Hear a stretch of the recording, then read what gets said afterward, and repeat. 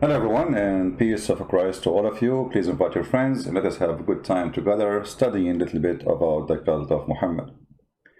All of us, we knew that Muslims, they claim, as their prophet claim, that he went up to the heaven. But if we like search a little bit in the internet, we will find Muslims, they have images of their prophet flying a mule. And you will see in the images that there is wings.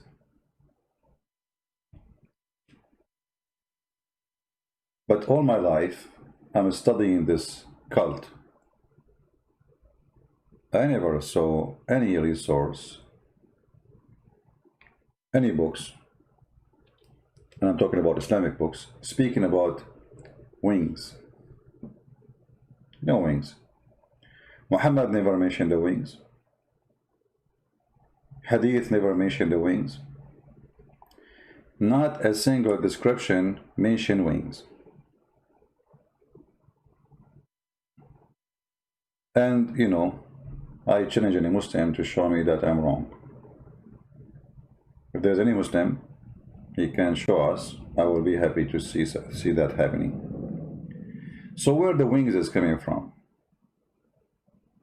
You know, when you are a person who make up a story, and you did not give us details, then ideas will start trying to come to.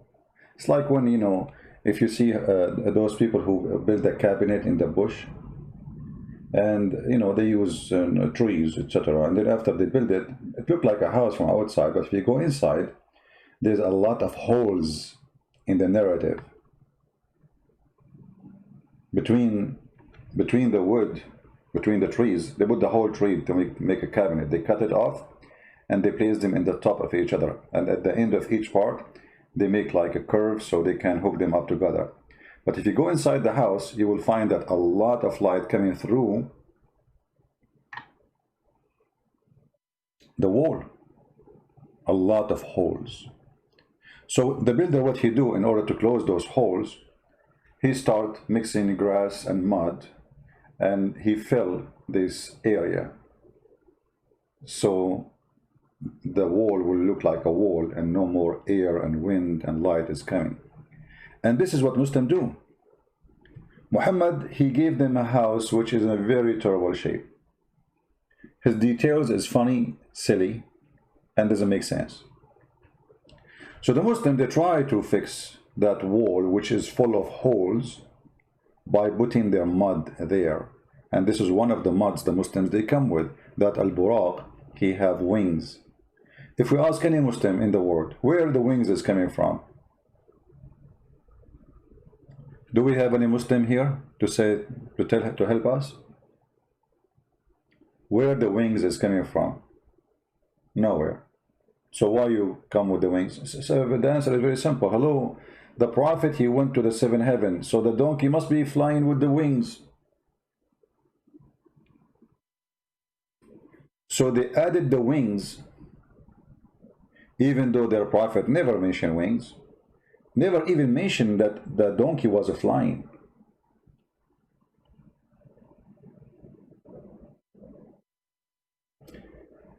Six, and Allah, you can get it from Amazon, my friend. So Muhammad, he never mentioned such a story. And then if we go to the stories which is mentioned in Islamic books, which is approved by Muslims, we will find the following description. There's many hadith, by the way. I mean, we can read as many as you want from them. All of those, they are speaking about the same story. And we are happy to quote for the Muslims whatever they want. But if we start from the first hadith here in the top, when you search the search engine, it says, I was brought al-buraq. Al-buraq is coming from the word thunder. Thunder, al-buraq. In Arabic we say barq, the lighting, you know. So obviously this buraq is given a name because he's very fast. But look what it says. Who he is an animal. He is an animal. He described him as an animal. And this animal, is longer than a donkey but is smaller than a mule? Please, those who are asking silly questions in the chat, focus with me, otherwise I will block you. I'm not here sitting with you to waste my time.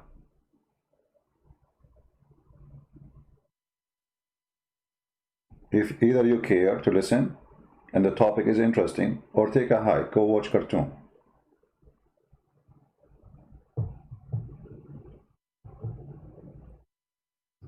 So this animal is white. And you need to remember always, when a description is given, there is a reason. Why the animal is white? I mean, why it's not black? Why it is white? Muhammad is coming from a racist culture, and he himself is very racist against the black color. If you remember, Muhammad, he said clearly that Shaitan is black. The one who will destroy the Kaaba is black. In the judgment day, Allah will make all bad people like me black, and will make all good people, like the Muslims, white. And now he is receiving an invitation to Allah in the top of a flying donkey. There's no wings. It's just a donkey. But this donkey, it is in the size between a mule and a horse. It's not too big. It's not a mule. You know, it's not between the size of a donkey and a mule. It's not a horse. And this is white animal because simply Muhammad is going to heaven, and only white are allowed to enter heaven in Islam. He is longer than a donkey, but is smaller than a mule. And you will notice here the hadith mentioned the hoof of this donkey. And here you ask yourself, if Muhammad was going up to heaven, what does hoof have to do with that story? You know what I mean? And you notice here the place of his hoof, a distance equal to the range, like how big this hoof is, how big this donkey. I mean, you just told me he is between, he's smaller than a mule, bigger than a donkey,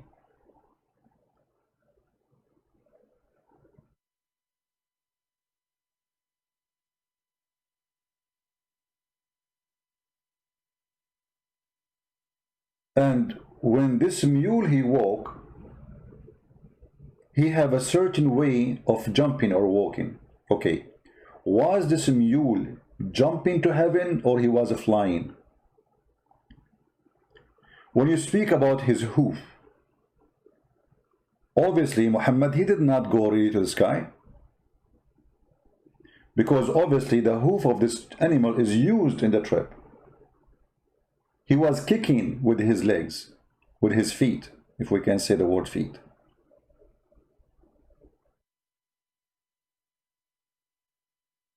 And you will notice here it says, I mounted it and came to the temple of Bayt al-Maqdis.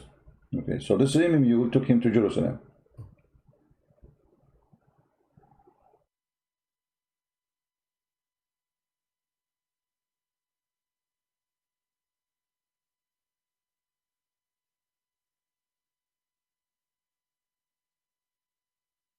So where Muhammad was going? To the sky, or he was in the ground? If he is in the sky, then why he describing the movement of the hoof? And as long Muhammad, he was riding this donkey, or let us say this animal, who took him to Bayt al-Maqdis, how come Muhammad did not describe anything between? I mean, imagine, okay, Muhammad, so he was riding in the ground, and this donkey was like, each time he kicked like 100 kilometers. But in order to do that, you have to jump in the air, and you have to jump very high. It's like a missile. When your missile go, you cannot send the missile straight, because you will hit objects in your way. There's hills, there's mountains. You cannot go straight. You have to go up, you have to go down. So the story here is very weird and very funny and doesn't make any sense. And then you will see that when he arrived to the temple, which is the temple of the Jews, and Muhammad occupied it, and now they took it and they claim it for themselves, the same as they do with Hagia Sophia. The gang religion, the thief religion, they occupy your land and they take your churches or your temple and they make it Islamic. When he arrived to Bayt al-Maqdis, which is the temple of David, he tied his mule with a ring. And look what it says. It says this is a ring used by prophets to tie what? To tie al-buraq. But this is mean that al-buraq was an animal who take prophets to that place. And in the door there's a ring, and those prophets, they tie this mule to it.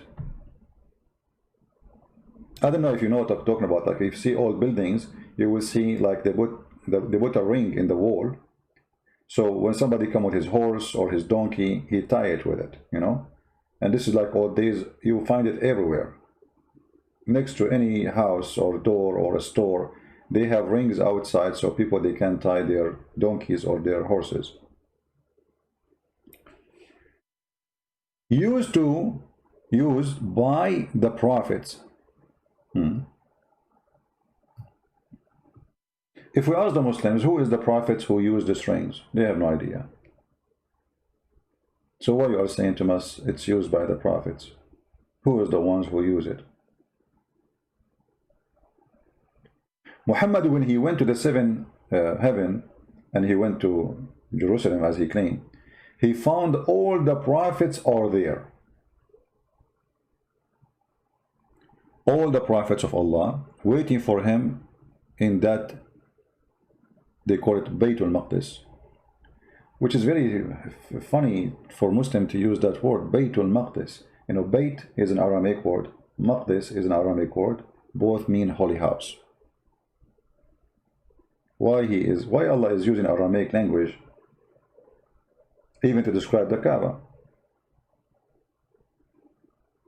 to describe even what is in heaven? Al-Bayt al-Ma'mur, Bayt is an Aramaic word. Al-Kaaba is a Bayt, but this is stolen from the Aramaic and the Hebrew, like Bethlehem. Bethlehem, you know, I mean, if you go right now and search in Israel how many cities they start with the word Bayt, you will not believe it. This has nothing to do with Arabic. Was Allah an Aramaic? Or he's a thief? When Muhammad, he went to the seventh heaven, he described that when he went to the house of David, which Muslim, they claim it that it is their own, he found there all the prophets waiting for him.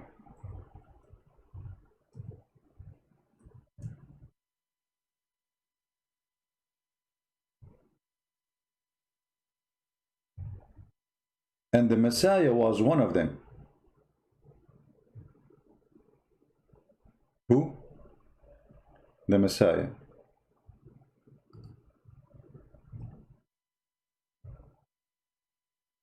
How many prophets were waiting for Muhammad there? 124,000 prophets.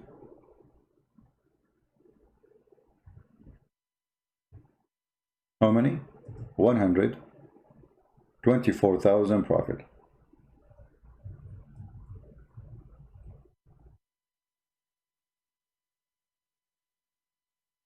If you notice with me, it says there is only one ring and there's only one donkey.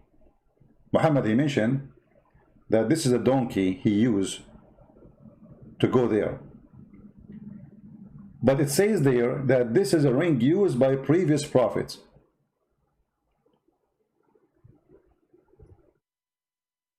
Did they use different donkey or the same al-buraq?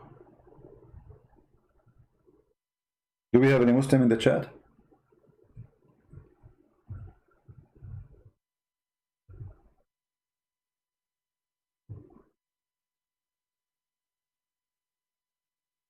Any Muslim?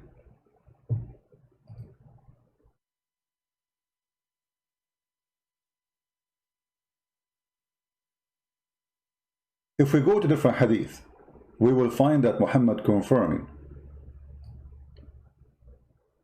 that the Prophet waiting for him there. Let us show some reference.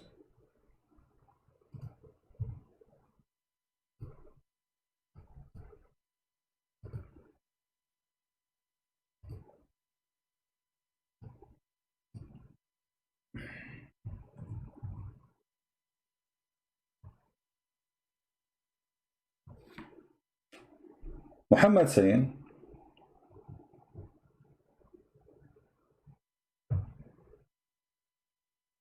when he arrived to the house, it's called Baytul Maqdis, the holy house,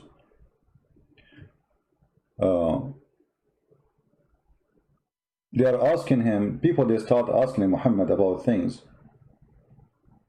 there. I mean, okay, as long you went there, tell us what you saw there. Muhammad could not prove anything of what he mentioned. There's people, they went there before him. And Muhammad, he said, they start asking me about things, about Baytul Maqdis, about things which I could not observe. Why? You went there. You see how Muhammad got busted? When he started telling his people that yesterday he went to Jerusalem and he visited the place, people, they start asking him, okay, tell us what you saw there. We went there before you and we know what is there. Can you tell us? Muhammad's excuse is, I was asked about things pertaining to Bayt al-Maqdis, which I could not observe, between two brackets, in my mind. What? So you were there, but you can't describe it?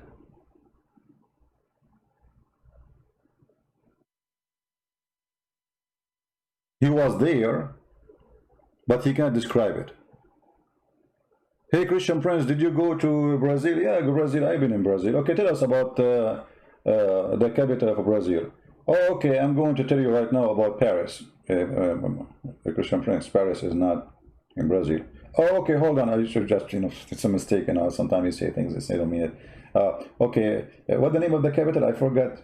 We cannot tell you, you have to ask. Anyway, I went to the capital there, and it was, there's a lot of snow, very cold. And I saw there the Eskimo, and I saw white bear. Hey, Muhammad, this is Alaska. This is not, cannot be Brazil. Brazil, there people go naked because it's so hot. So Muhammad, he could not describe anything about where he been. And people, they start laughing at him. And look what it says here. I was very much vexed.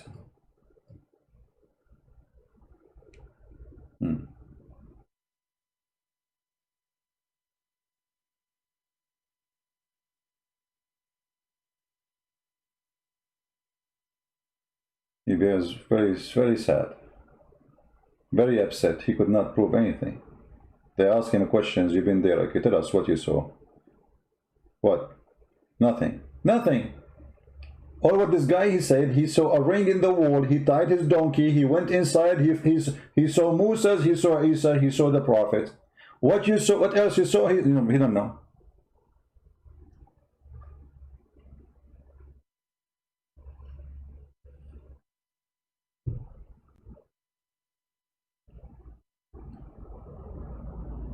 Any Muslim have an idea how to answer this? Isn't it obvious that Muhammad is a fraud?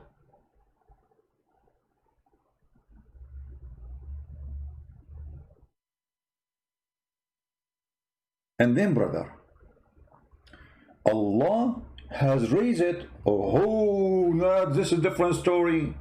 Allah, he left up all of Jerusalem to the sky, so Muhammad can see it.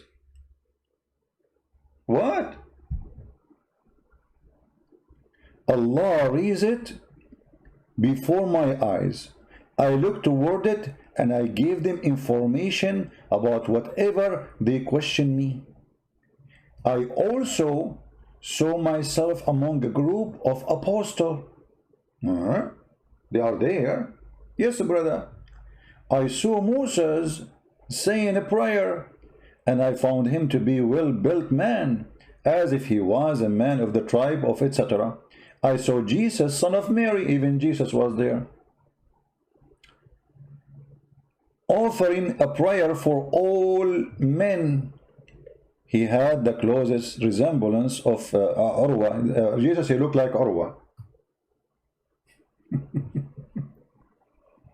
I saw Ibrahim. I mean, we go back all the way to Ibrahim. Abraham is there too. Okay, all those prophets, are they dead or they are alive? As I know, according to Islam, all the prophets are dead except one. His name is Jesus the Christ. They call him Isa. So what do you mean you saw Ibrahim, you saw Moses, you saw... Are they dead or not?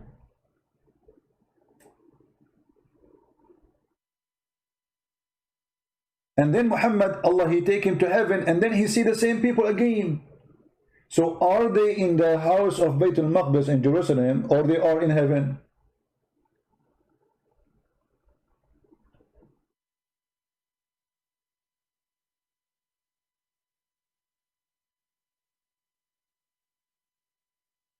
The story even get funnier and more stupid. From Ibn Abbas, he said that when he went to Jerusalem, he found all the prophet there. Let us see if we can find the hadith. This can be found in Musnad Ahmad by Imam Ahmad. Let us see.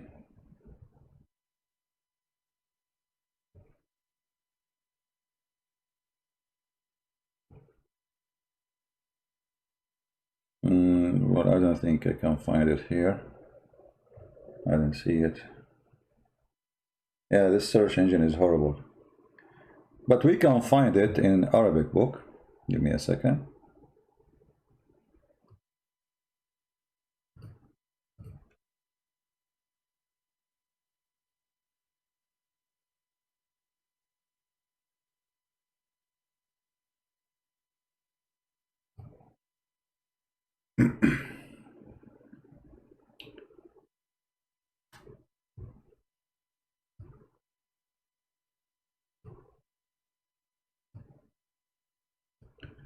صلاة الأنبياء في الحديث النبوي عن ابن عباس أنه etc. Let us translate to English. You will see here it says he found all the messenger of Allah, all the prophets of Allah are praying there behind him. Click, translate to English.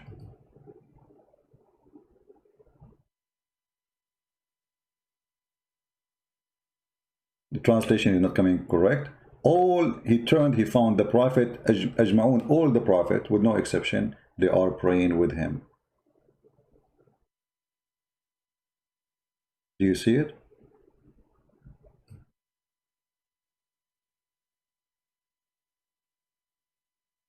Which God gather all his prophet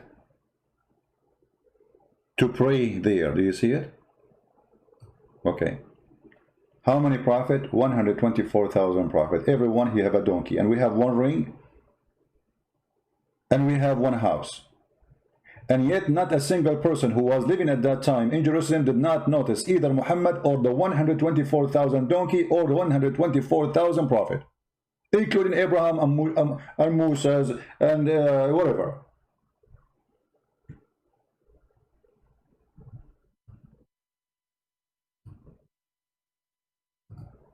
All the prophets were there.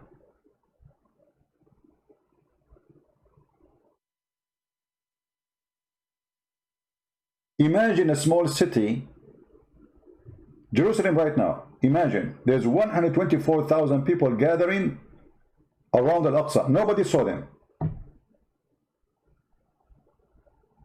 Nobody witnessed such a thing. Only Muhammad saw that.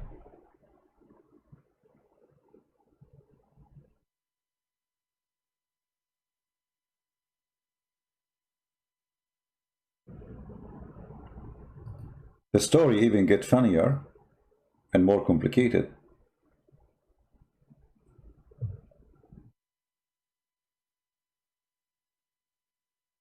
Muslims are not even sure if Muhammad, he went up to heaven first and then he went to Jerusalem, or he went to Jerusalem and he went up to heaven after. Why? Because Muhammad, he is a fraud. He contradicts himself. If we go back in the hadith here, based on the story here, Allah took him first to Jerusalem.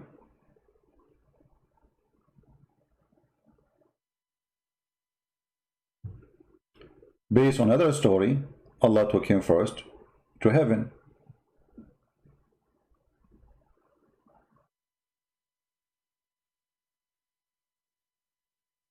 Which one happened first?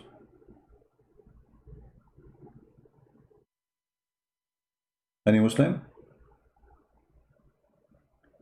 This is what happened when you have a false prophet who claims something does not exist.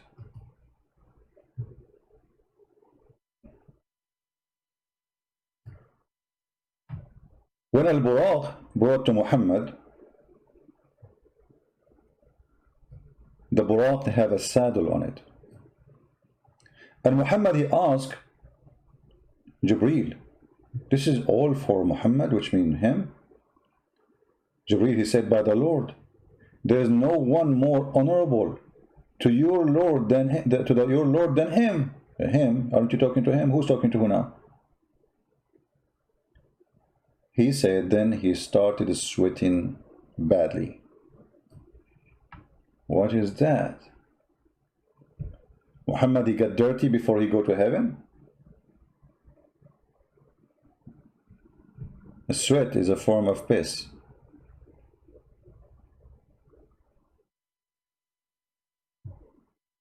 The body of the human being get rid of his dirt in many ways.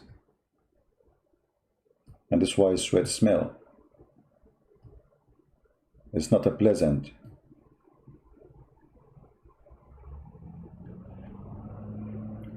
I'm trying to find if there is any Muslim in the chat want to say something. Do we have any Muslim? He oppose, he don't agree.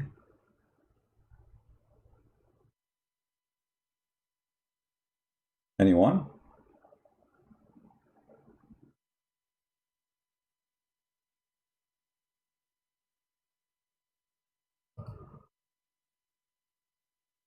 Remember, Muhammad, before he was taken to heaven, Jibreel, he cut his stomach, he took his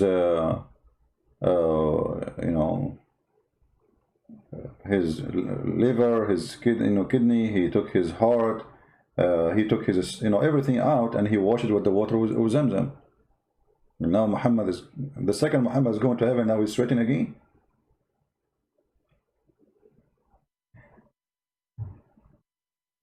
If you read the story about Muhammad was taken to heaven process,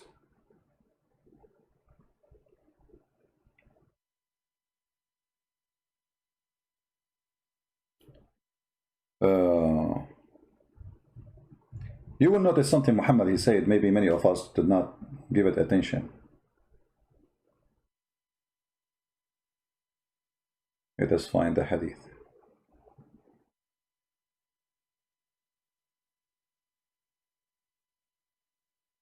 Here we go. Until now, we did not talk about Muhammad where he went, because this is the final destination we're going to reach. But look how Muhammad, he tried to fool the fool.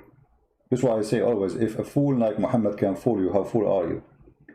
Muhammad described that before he go to heaven, Allah, he did a plastic surgery for his chest and his belly. 3 angels, they came. And they put him in the floor, and they did the following. They took him beside the well of Zamzam.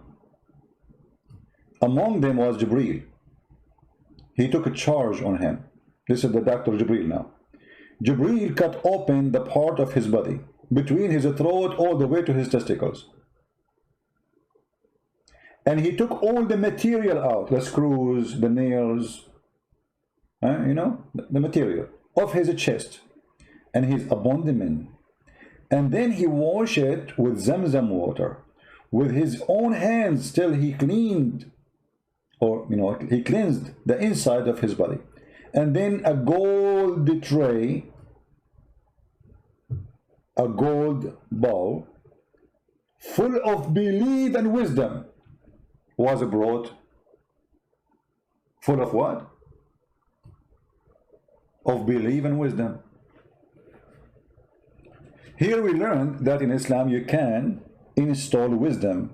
It's just a mechanics thing. You open the stomach of somebody, or what you need, 2 dishes, 1 dish of faith and 1 dish of wisdom, and then they stuff it inside you. Abodmin. No, I say it as I like it. I say it. Most of you are here because the way I speak English, my friend. Come on. If I start reading the English correctly, people will not be here. Trust me. It's abandonment. What's wrong with you? Are you better than the Prophet Muhammad? I got a dish of wisdom too. I'm an Arab. Abandonment. Let me teach you English. Okay, hold on. This is Abdul. And this is Omen. This is the old man. So abandonment. I mean, what's wrong with you? Okay, we go back to the topic. So he brought a golden tray, contain a golden bowl full of belief and wisdom. I mean, how dumb you have to be to believe in such a garbage. Was brought, and then Jibreel stuffed his chest and throat blood vessels with it. If he stuff it, I mean, there's no more space. That's it. The angel, he keep pushing. They have like a pressure machine to measure. Can we put more? How many what they call it, the pressure for air? IPS, I forgot what they call it. Push more. No, there's a space. Push more. Jibreel, he put his foot and he pushed more. Put more. He stuff it.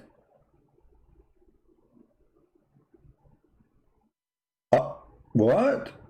Yes, brother, he stuff it.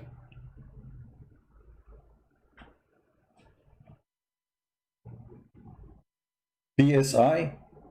Yeah, this is PSI, I agree. Yeah, the pressure. PSI. How much PSI you think they have put inside him with this dish of wisdom and faith?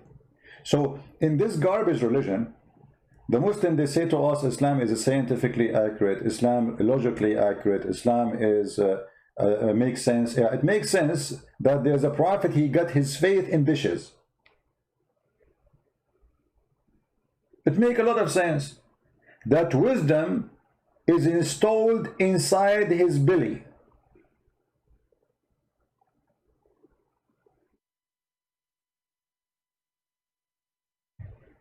And all of this is what? It's just to prepare him to go up to heaven. Okay, hold on. The surgery before Muhammad was taken to heaven. How long it took all this process? Remember Muhammad, nobody saw him. Even his wife, she said, he was next to me. He did not move.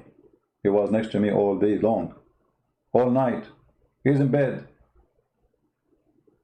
Muslims, to solve this problem, they say, Allah, he took him by his spirit, but not his body. So if Allah will take him by his spirit, so why he is doing this plastic surgery for his chest? Just to solve this stupidity and how Muhammad get busted. If Allah take him by spirit, he did not take him by body. The body of Muhammad was next to Aisha. Aisha, she witnessed that Muhammad did not go anywhere. Muhammad get busted. And now we have to fabricate, says Muhammad was sent to heaven or taken to heaven by his soul, not by his body. But as you see, this is physical surgery.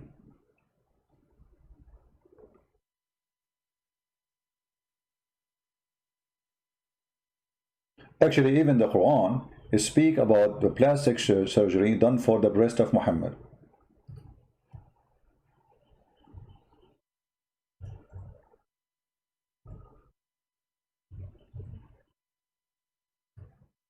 Chapter 94, verse number 1. Have we not expanded the breast? I mean, come on. all of us we knew how important it is to have big breast. The Muslim, they say, no, this is not about physical thing, this metaphorical. Hold on, it says, and we removed from thee the burden.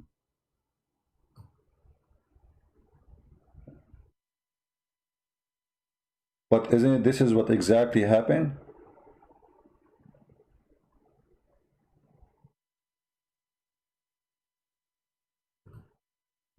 To describe better how this has happened, we have to show you some images.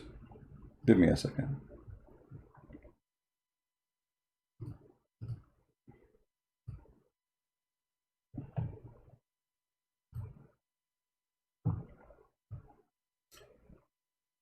Again, for those who do not know, we publish my book in Polish language for free, and I posted the link in Patreon, and we post it in the Arabian Prophet account. So if you are a person who speaks Polish, please get your copy. Polish language. This is a cartoon, present what happened to Muhammad. Okay, so when the Muslims, they try to lie to us and try to find a way to hide the stupidity of the story, and they say, oh, Muhammad, he was taken to by the way, most of Muslims don't agree with the saying this, but this is just a solution when the accusation comes. They say that Muhammad, he was taken by the spirit, not by his body. But Muhammad is talking about physical treatment, surgery, cutting literally his chest and his stomach and taking all the material from inside out, and then washing it with the water of Zamzam and then putting it back. So if Allah want to take Muhammad by his soul, why he care for his kidney? And you notice here the Quran comparing the sin inside you is the one in your stomach, because what the Quran says,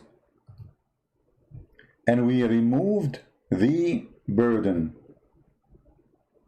And this burden was so heavy, breaking his back. How bad sinner Muhammad was.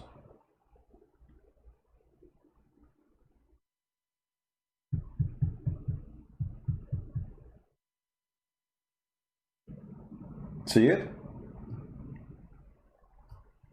Going back to the story here,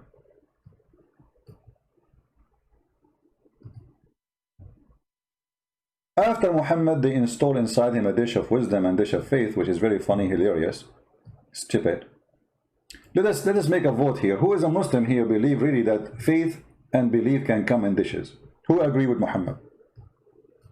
Who is a Muslim? He is proudly convinced that faith and wisdom, they come in dishes, and we can install them inside the person.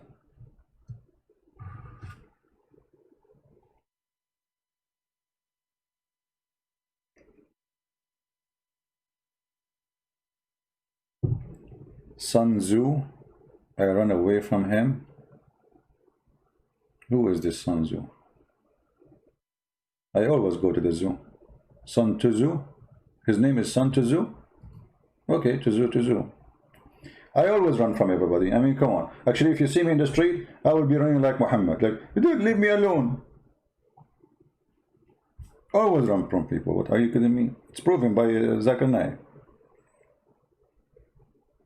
This guy who's saying that, he must be having a dish of wisdom now. Scenario. So, who is a Muslim agree that Allah, when he want to make a prophet wise, he sent angels and they put a dish of wisdom inside him? I challenge a single Muslim to call me right now and say I agree with that. Let me go in Skype. Give me a second.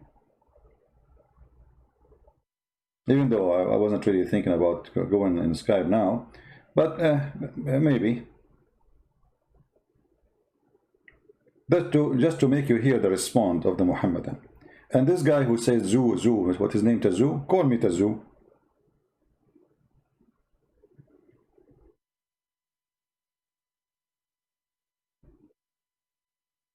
Tazu, can you call me Tazu?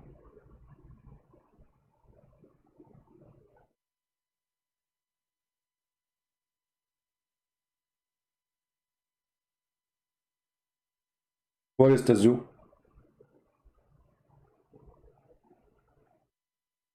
Mayday, Mayday, we need a Tazoo. If you are a Tazoo, call us. We accept all sides of Tazoo. Tazoo, small Tazoo, big Tazoo, it doesn't matter. We have dish for all kind of Tazoo. Get your dish of wisdom before we are out of it. Don't forget to use the Kobon, which we offer with the wisdom dish. The Kobon is, are you ready to write it? But please don't share it with others. This is just special for those who are viewing us. Camel urine.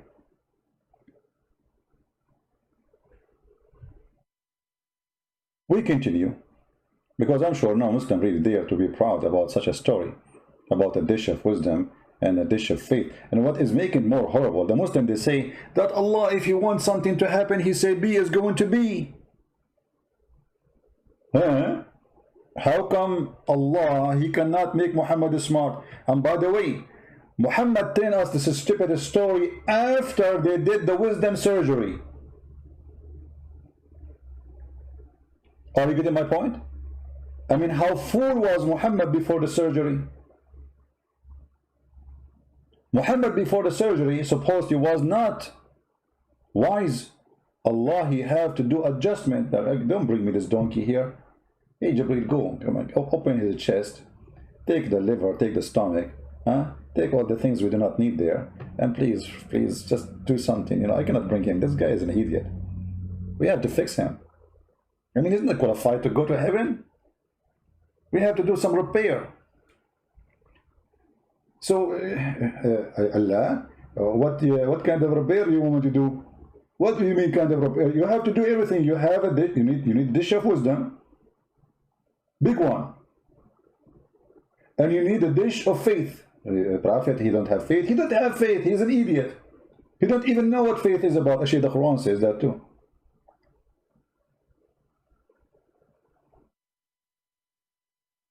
The story here is enough to make anyone who have little brain understand. You don't need to be a genius. That this cannot be from God. This guy is an idiot. If this is a story about a dish of wisdom and dish of faith, he taught after the surgery. Muhammad before the surgery, how stupid he was. If we ask the Muslims, yeah, my Skype is on, Tazoo.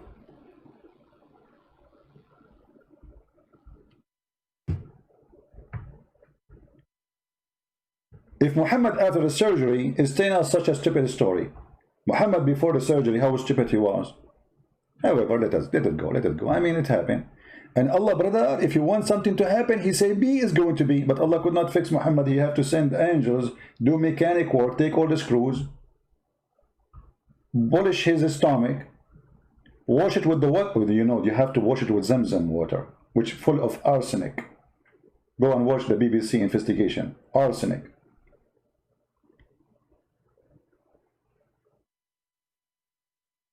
Son Tazoo, one more time you say to me, I will call, I will block you. If you are a man, just call.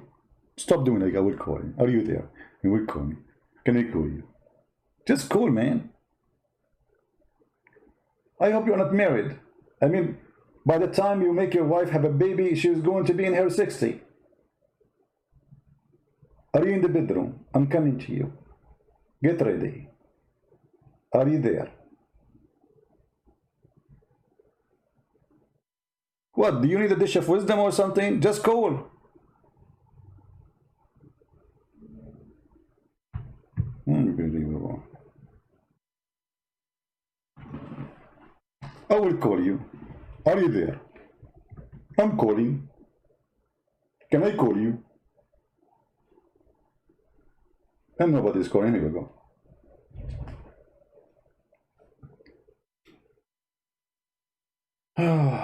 Let's see.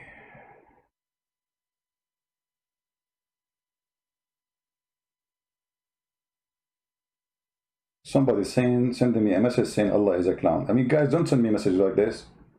We have a chat. Don't send me anything in Skype, otherwise I will block you. Allah is a clown. Thank you for telling me. I did not know that. I just noticed. Okay.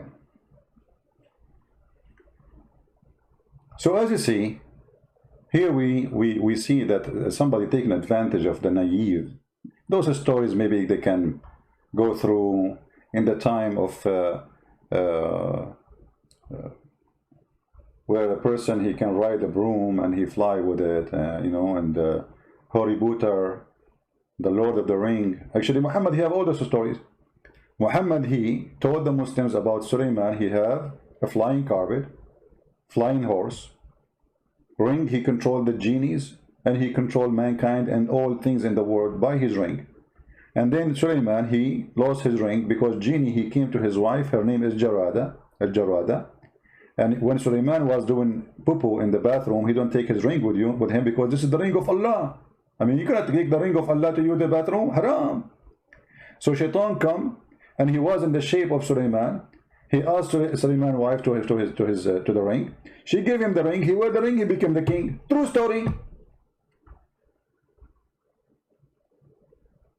Why in the world you don't believe in Muhammad as a prophet? Why? How dare you?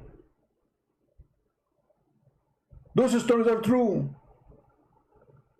That's why when I go in the bathroom, I don't give my ring to my wife. I don't have a wife. I hide the ring somewhere. I hide it, you know. You can't trust your wife to give the ring. She will, Shaitan will come in your shape. She asks her for the ring. She take the ring, you know. Okay, this is what happened to many of us, you know. Your wife, she go give the bank account number because she think this is you, but it's not you. Because you look like you and speaking like you and you sound like you, but she give the, you know, and then you end up there's no money in the bank.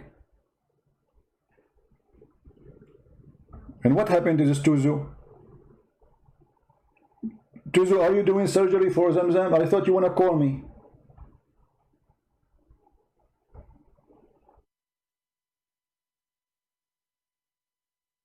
What happened to this Tuzu Muzu? Ruzu?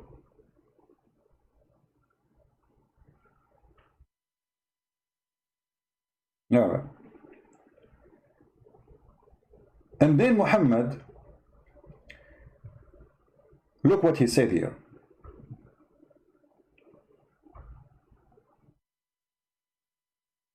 Jibreel, after he stuffed his chest on his throat, what? He stuffed his throat, blood vessels, and you tell me that Islam is not scientific? With it, and then close it. For sure you close it. Imagine Muhammad is walking like a zombie and his throat is open, like hello. Like in some countries, you know, the doctor, they forget a Caesar inside your stomach. Hello. Jibreel will not do that mistake. So he closed it. After he stuffed it, so now we have a stuffed throat with wisdom and faith. And here you notice that there's no more space. I mean, the faith and the wisdom is all the way to his throat. If Muhammad, he open his mouth, you don't see teeth. You see wisdom, you see faith.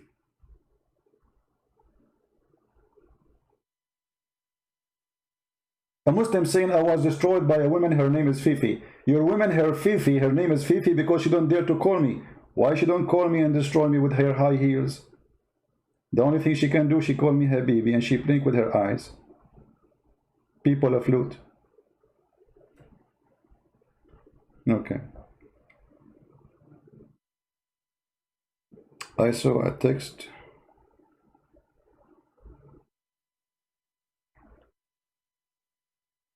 Tuzu, call me. For some reason, I don't see your text. I saw a text actually, but when I click at this, you know, it disappear. Call me, Tuzu. Fifi, call me. Sisi, call me. All Fifi, Mimi, Susu. If you are brave, call me. All of us, we are destroyed by you. Yet nobody dare to call us.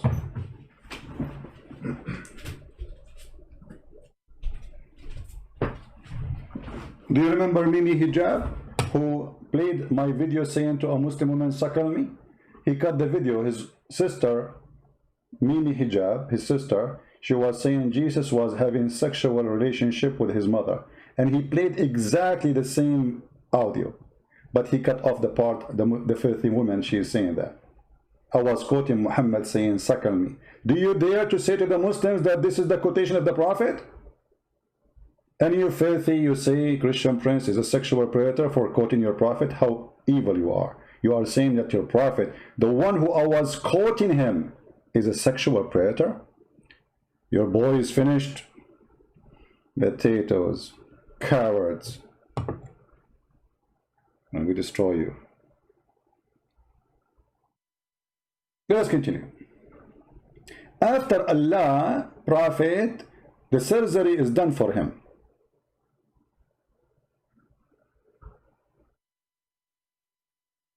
Huh? Hold on, we have somebody saying, why not listen where it says surgery? Why make insult to Hindus and Mexican? Just get out of here. Who is insulting Hindus and Mexican? If I say Hinduism is false, I'm not insulting people. I'm saying it's false. And Mexicans are my best friend. You're a potato donkey. You see how they try to bully you? Making fun of Mexican. Where I did make fun of Mexican? Hello? Cowards like their prophet. Bully. The nation of bully. A shoe of a Mexican is better than your prophet. Stupid idiot. Which one tastes better? The Quran, which the goat ate it, or Taco Bell? The answer is so clear. Taco Bell.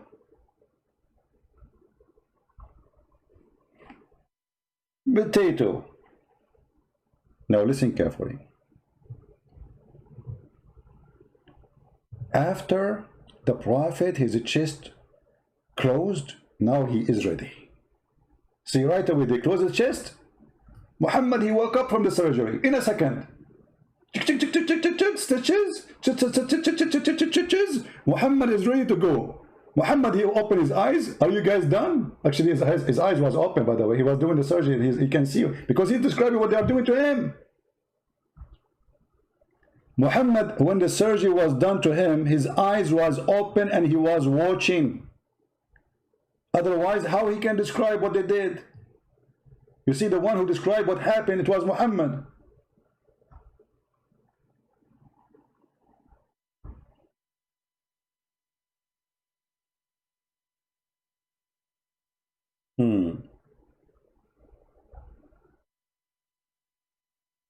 So stupid? I am so stupid? Why you don't call me Muhammad Kader and tell me that I'm stupid? Tell me why I'm stupid. What do you think?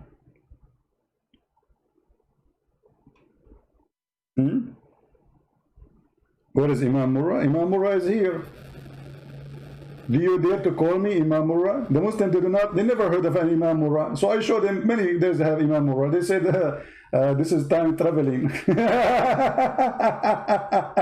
They said in my book, there's a quotation, they cannot find anywhere. Christian Prince is a liar. And we challenge him to find it. And then we got them busted. We find it. We find the line. We find the chapter. We find the page. And the cowards, they were defeated by their stupidity.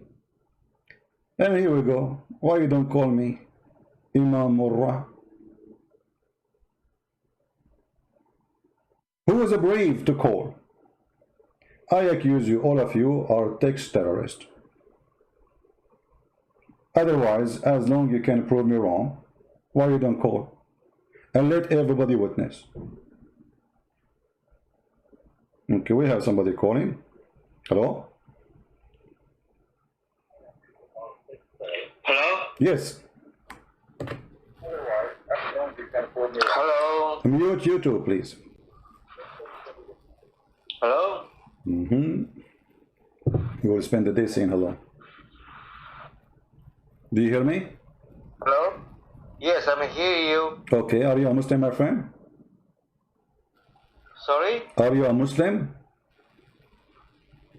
Are you a Christian Prince? Yes, are you a Muslim? Are you a Christian Prince? Yes, I am. Are you a Muslim? I'm not a Muslim. So why are you calling me? I'm Sunju.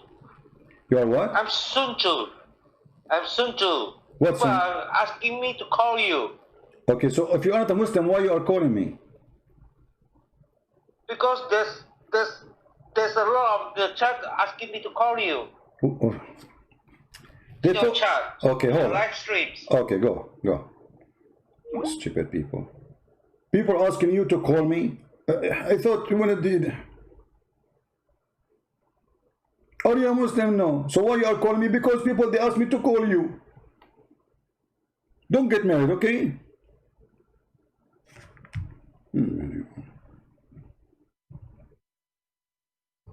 We thought we got a fish. It turned to be a chicken. Yeah, what I would do with them? Sun Tzu, Tu Tzu, he's the Muslim. Anyway, and then he scanned it with him to heaven. Here we have the problem. You see the name of the video, the title, the heaven of Muhammad, where it is located.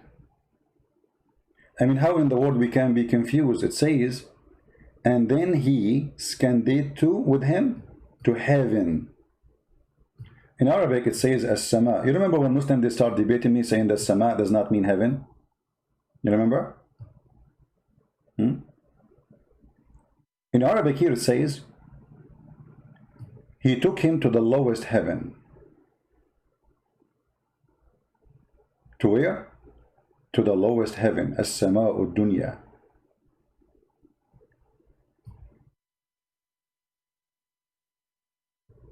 If you read with me carefully, he took him up to the heaven, and this is the lowest heaven. You see, translation here, by the way, is a stupid translation. It says the heaven of the world. No, this is not what it says. As-sama'u dunya. This is a phrase coming from the Quran. Muhammad, he claimed that in that location, as-sama'u dunya, is where the stars are located.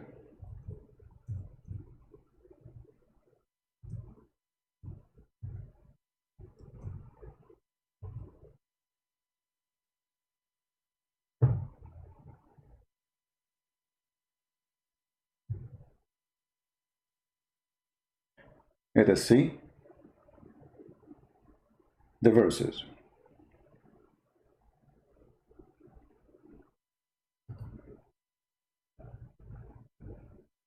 إنا زينا السماء الدنيا بزينة الكواكب.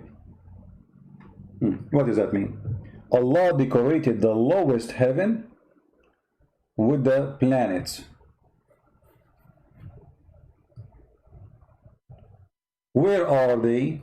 Those planets and the stars, supposedly they are in the lowest heaven. So this is where Muhammad, he went in the beginning.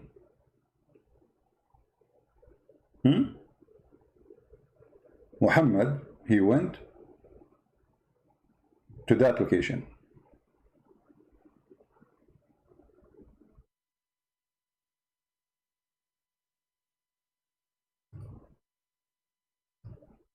So Muhammad, right away, he arrived to the location where the stars are there. And you notice here, Muhammad described nothing between. Guys, do you notice with me? To go, let us say I want to go to the sun, and the sun is one of the most closest stars to us. The sun is the closest star to us. How many years I need to go to the sun? In the speed of light. The Muslim, they say, do you remember when the Muslim, they call me and they say that the angels, they move in the speed of light? Do you remember when the Indonesian boy, he called me and his relativity of time? Isn't it Allah, he said in the Quran, and the Hadith, Muhammad, he said that the angels are created from light? So this is their max speed, light. How many years you need to go to the sky where the stars are with the speed of light? And in order to reach the speed of light, you have to be with no physique, with no particles. See, the reason the light is so fast than other things, because there is no resistance for the light. When your body has particles, especially if it's big, then you will burn, first of all, before you leave the zone of the earth, or if you are coming to the zone of the earth. The body will be demolished. So how Muhammad, he went all the way to the lowest heaven where the stars are located, and right away he's there in the top of a flying donkey, which is not having wings, and an angel is with him. So the angel cannot exceed the speed of angels. Look what the Quran says about the speed of angels.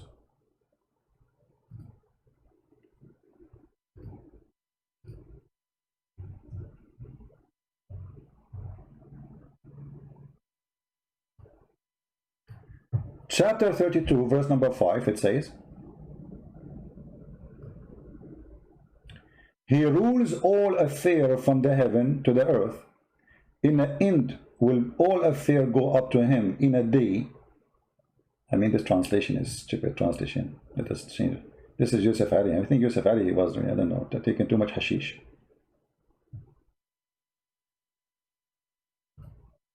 Let us see. This is Dudi. Let us take Hilali Khan.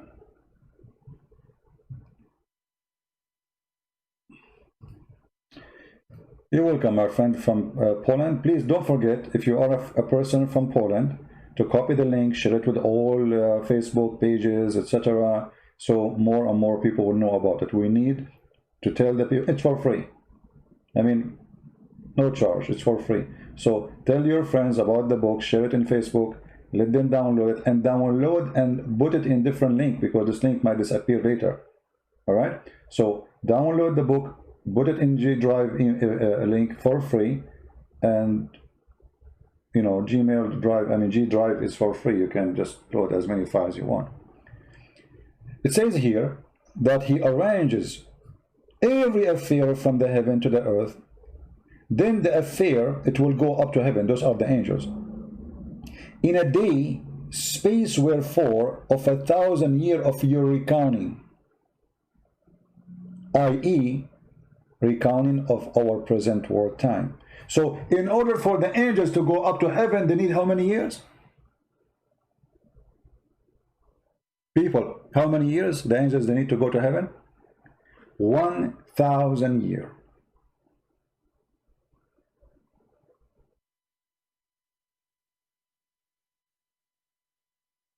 Who said that? The Quran. But here does mean there's somebody is lying. Muhammad, he went all the way to heaven. He went in the same time, in the same period of time, one night, during the night, nobody saw him, to Jerusalem. He spent time in Jerusalem. He met all the prophets. He prayed there. He went to the seventh heaven. All of this in maximum 8 or 10 hours. But the Quran says you need 1,000 years just to go. 1,000 years to come back.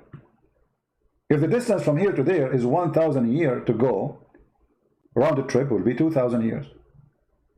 Here you see how stupid the one who made the story after the surgery.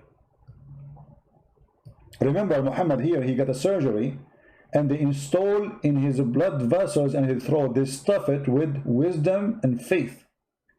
Muhammad the fool, he forgot that he said already that it take the angels 1,000 years to go there. We have a Muslim is calling. Let us see. Hello? Hello. Yes, Mr. Jihad, how are you? Yes, I'm calling to refute some things you're saying. Go ahead. So what you have to understand about a lot of those verses in the hadith, or those hadiths that you were discussing about, you know, Muhammad and the flying horse, this is metaphorical. And no, hold on. When you say it's metaphorical, do you have a proof? My friend, listen, if I'm going to have a debate, stick to the Quran. Don't come to the hadith. Stick to the Quran, because this is the word of Allah. Okay. The hadith is something which is debatable. No problem. But I'm saying to you, do you have a proof? I did not say to you. I did not say to you where you stick. Stick as you want. You can be any glue. You stick yourself anywhere you want. I'm asking you, do you have a proof that this is metaphorical? If there is any single scholar agree that this is metaphorical, not even one. So you are coming with a new Islamic sect which we never heard of, claiming something nobody believe in. Are you a Muslim for sure, or you are a Hindu? Can we just stick to the Quran? You can stick as much as you want. No problem. I'm saying to you, if there is any Islamic sect agree with you, Is the Sunni agree with that? Is the Shia agree with that? What? No. As a matter of fact, I know that they do not agree with it. But I'm saying, well, let me tell you, there are some. If you watch in Arabic language, some shuyukh on memory TV, they are going through Sunni ones. They are going through and saying these hadith are false. As a matter of fact, you could say that some of these hadith are insulting the Prophet sallallahu alaihi wasallam. They are insulting him. Some Sunni shuyukh, I seen it with my own eyes, wallahi. Okay, Mr. Wallahi. So, but isn't it this I want to stick with the Quran. My friend, isn't it this is Sahih al-Bukhari? So you Muslim Sunni, you call it Sahih, and now you are saying it's a lie. I'm saying perhaps some of them are it's not entirely reliable. Some of them. Okay, so what is the problem? That's what I'm telling you, to go to the Quran. All right. I will destroy anything you want to say about the Quran. Oh, so you want me to change the topic, because here the story is in the hadith, and you are saying let us go to. You're talking about the flying horse? Okay, no problem. Listen, no. As long as you choose the Quran for me, I want to ask you something about the Quran. If there is something in the Quran, you see, I'm going to give you freedom now to prove to me from your Quran. I'm going to forget about the whole story. You are a person who is Quran only. Are you a Quran only? For the most part. No, you cannot say for the most part. Either Quran only or not Quran only. You cannot. Hadith, if it's acceptable, يعني if it's narrated by al-Rashidun, fine. But some other people, Sahabi, which we cannot say if they are reliable or not. I have to take it with a grain of salt. But I'm showing you hadith says it's Sahih. This is Sahih. This is Sahih Bukhari. So it is. This whole hadith situation, it's being reevaluated. By who? I've seen it. There's shuyukh who are saying. My friend, the shuyukh you are saying. I heard a sheikh yesterday, a few days ago in Egypt. His name Sheikh is Mizo, and he's from Al-Azhar University. I don't know if you heard of him. He says Kitab al-Bukhari maskhara. Correct? Did you hear it? Al-Bukhari maskhara? Yeah, he said that. You can search it right now on Google. I can put it for you on the screen. Okay. Yeah, okay. يمكن في البخاري مسخرة. But he said no. He said all al-Bukhari is maskhara. I'm saying that there's a lot. You know what maskhara mean, right? I'm trying to tell you that there are a lot of things in Sahih al-Bukhari which could be inaccurate in my view. Ah, okay. How we knew that the Quran is not the same? I mean, the Quran is a book collected long after that. And here we go. I'm going to give you a chance, my friend. I will change the whole topic. Choose for me something in the Quran proven to be true. Why don't we? Well, I wanted to start with, there's a lot of mathematical, if you look at Shabir Ali, what he said, there's a lot of mathematical patterns in the Quran. All of them, they are lies. And all of them, they are, my friend, all of them are lies. And you speak Arabic, right? I speak, Amiya of 80%. No problem, but you can read. Here we go. I can calculate the numbers for you of the letters, and you speak Arabic, and you will see how I can get them busted in a few seconds. I have a good basis in Arabic, and I can see it. Yes, I have a strong basis in Arabic, but English, I'm stronger in it. No problem, but you can count letters, right? So those liars, they say number 19 is the miracle. If we count chapter, here we go, Ar-Rahman, Bismillah Ar-Rahman. Is it 19 letters? No. Because if you speak Arabic, you see that the first word is bism. I cannot see anything. Are you sharing your screen? I'm sharing the screen, yeah. Where? In the Skype or the YouTube? In the YouTube. Just to be sure you mute YouTube, please, so that we don't have double sound. Okay, I'll mute the YouTube. So are you putting it now? Yeah, it's in the screen. It's in the screen. Okay.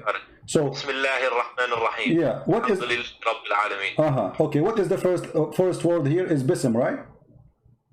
Yes. This is a change of letters happened after they wrote and they draw the Quran. This is a drawing. The true word writing is bi-ism. Do you agree? Bi-ism, yes. Correct. In the name of Allah. Thank you very much. So guys, so the first one is bi-ism. Here we go. So we have to add a letter now. Here we go, bi-ism. So 19 became 20. Look at Ar-Rahman. Allah have shadda. That means there's two L, two letters. That's make them two letters. We add one more letter here. This is 21. And now we have in the top of the letter Ra another shadda. That's another Ra. This is another letter. And now we have in the top of the Ra here another shadda. That's another Ra. So number 19 became what? Became 20, 21, 22, 23 letters, and your miracle is being destroyed, smashed in a 2 seconds. No, those are not letters. They are letters. Ar-Rahman, my friend. They are letters. No. Listen. You can go to the guy. His name. What's his name, guys? The guy who make a pattern in the Quran. What his name? For this, you know, my friend. I don't want you to confuse the people out there. Okay? My friend, you speak Arabic, and you are the one who agree with me. Everybody heard you saying that the word bism is bi-ism. Did you say bi-ism and you agree? You said you agree. You said yes, bi-ism, not bism. So bi-ism. So there's a letter alif. So Bismillah. No, there's nothing called bism. Okay, are you saying if you write the word bi-ism is wrong or bi-ism is correct? Which one? Those are nuqat, and they're not letters. No, they are letters. They are alif, bi-ism. Who said their letters, my friend? Who said their letters? Okay, this is the first time I heard that. Okay, this is like, you know. Okay, I want you to look with me in the screen. If I write the word like this. I'm using my mouse, okay? If I write it like this, is it wrong? I didn't see. It's in the screen. Oh, okay, yeah, in the red letters. Okay, is it wrong? Which one is correct? The one as in the Quran, it says, or the one I wrote? But like when you write Arabic, you don't have to use those. You can just No, I'm not, my friend. Can we be straight in answer, please? Which one is correct? This one in the Quran or the one I wrote? You put ba alif. So that's not correct. Not correct, guys. Be my witness. It's not correct.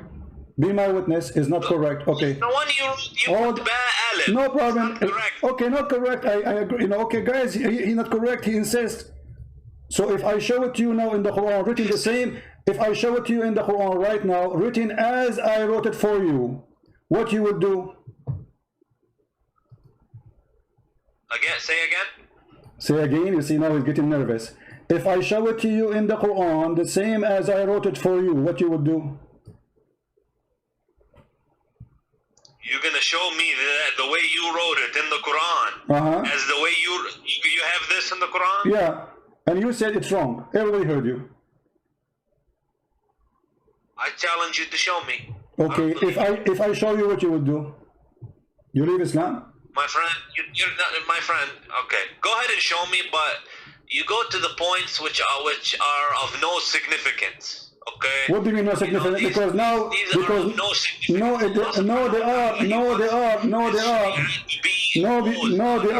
they are because simply here we go. Hold on, it's in front of you. You see it? This is exactly how I wrote it, and appear in the Quran at least 4 times, exactly as I wrote it. But it's a different word, maybe. What different word? سبح باسم ربك العظيم. You speak Arabic. Do it, my friend. Let me go on the computer and see this. Remember, guys, he said. Let me see. Remember, he said, "This is wrong. This is wrong. This can't be written like this. This is wrong."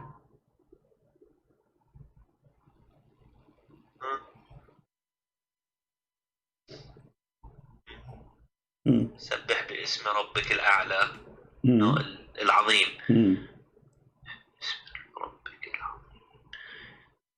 This is in the Quran? No, this is a Mickey Mouse book.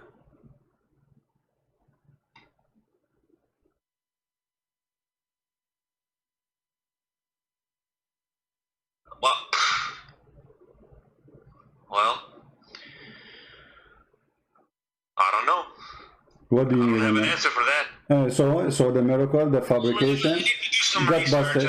So consult. Okay, you can consult. Discuss it with him. And I can come back to you. Okay, no problem. Okay, forget about this one. The first one turned to be false. Give me something else. The first one about the numbers 19, etc. became garbage. So give me something can be proven to be true.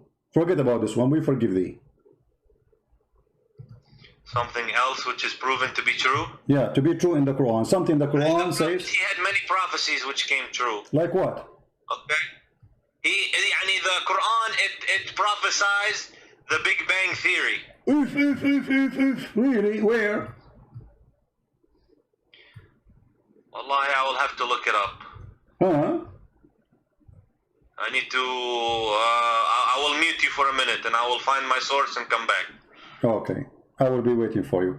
If you don't know how to find it, I can help it for you, you know. I mean, it's okay. I mean, it's we help each other.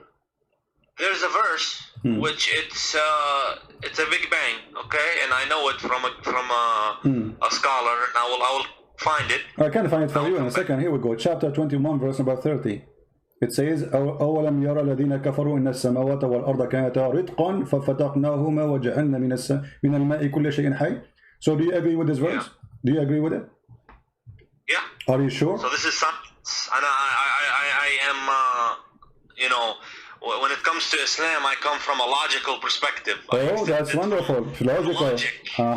Okay. From understanding. I like that, my friend. Jihad. Listen. It says here, don't the believers see? Does it say see? Alam yara? Awalam yara? Correct? Or I'm giving false translation. Awalam yara. What the word yara mean? What is it? Awalam yara. What the word yara mean? Yara? You know, as I said, I'm not 100%, so as a matter of fact, that specific word, I'm not completely sure. Yara, ra'a, see. Don't they see? It says don't they see? Correct?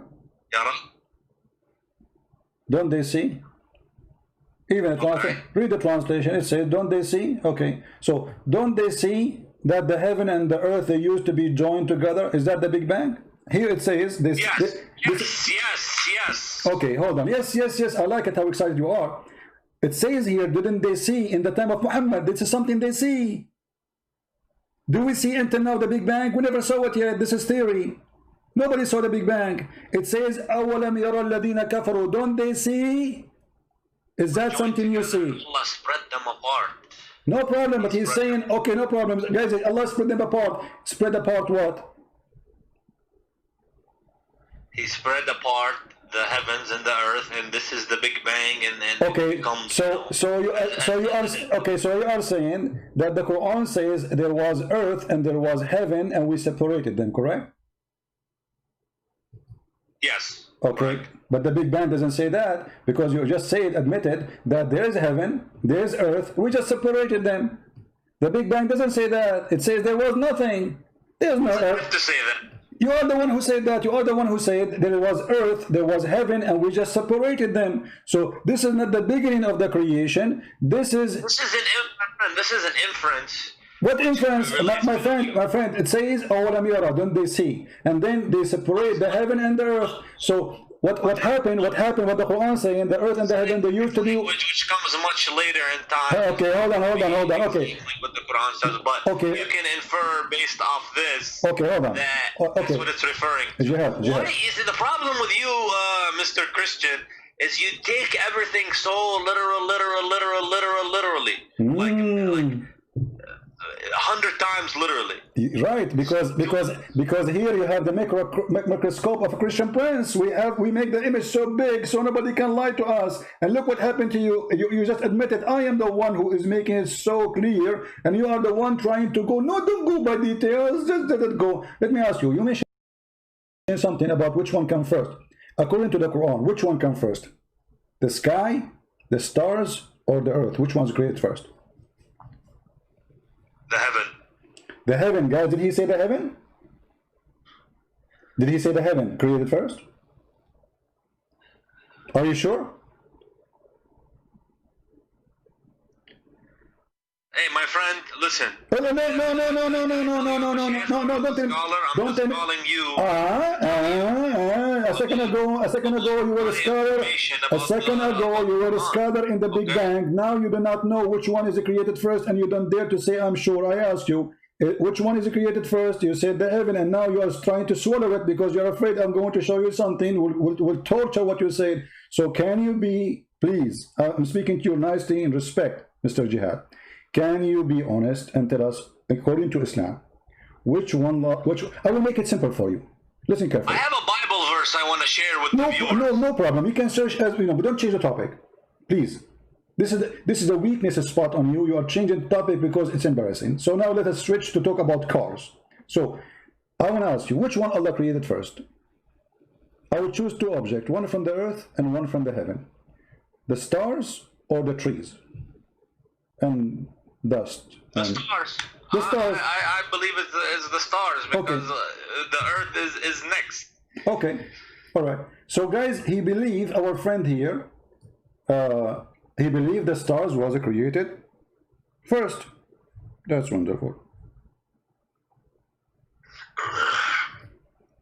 I didn't confirm it. You did not confirm it. So what you confirm to us now? So you are saying, can you confirm, please? I mean, what's wrong with Muslims? Why they can't confirm anything? A second ago it was obvious. Now because you're afraid. My friend, why you have to be insulting? I am not insulting. I'm speaking to an adult. Have an intellectual discussion. I'm speaking to an adult, so give me an answer of an adult. I asked you, is the stars created first? You said first. And then now, a second after. I said the stars are first, yes. Okay, so are you going to change your mind, or this is fixed answer? A man answer. Okay, well, I need to see it. Don't tell me the answer. Is it fixed or this is a game? Are we speaking to a man, he says something, he believes in it, or a kid who says he changes his mind every 2 seconds? So, is the stars created first? Either you say yes or no. The stars yes, are okay. They are created first. Okay, absolutely. So the stars are created before the mountains, before the trees, before all those things, correct? Again, yes. Okay, guys. Yeah.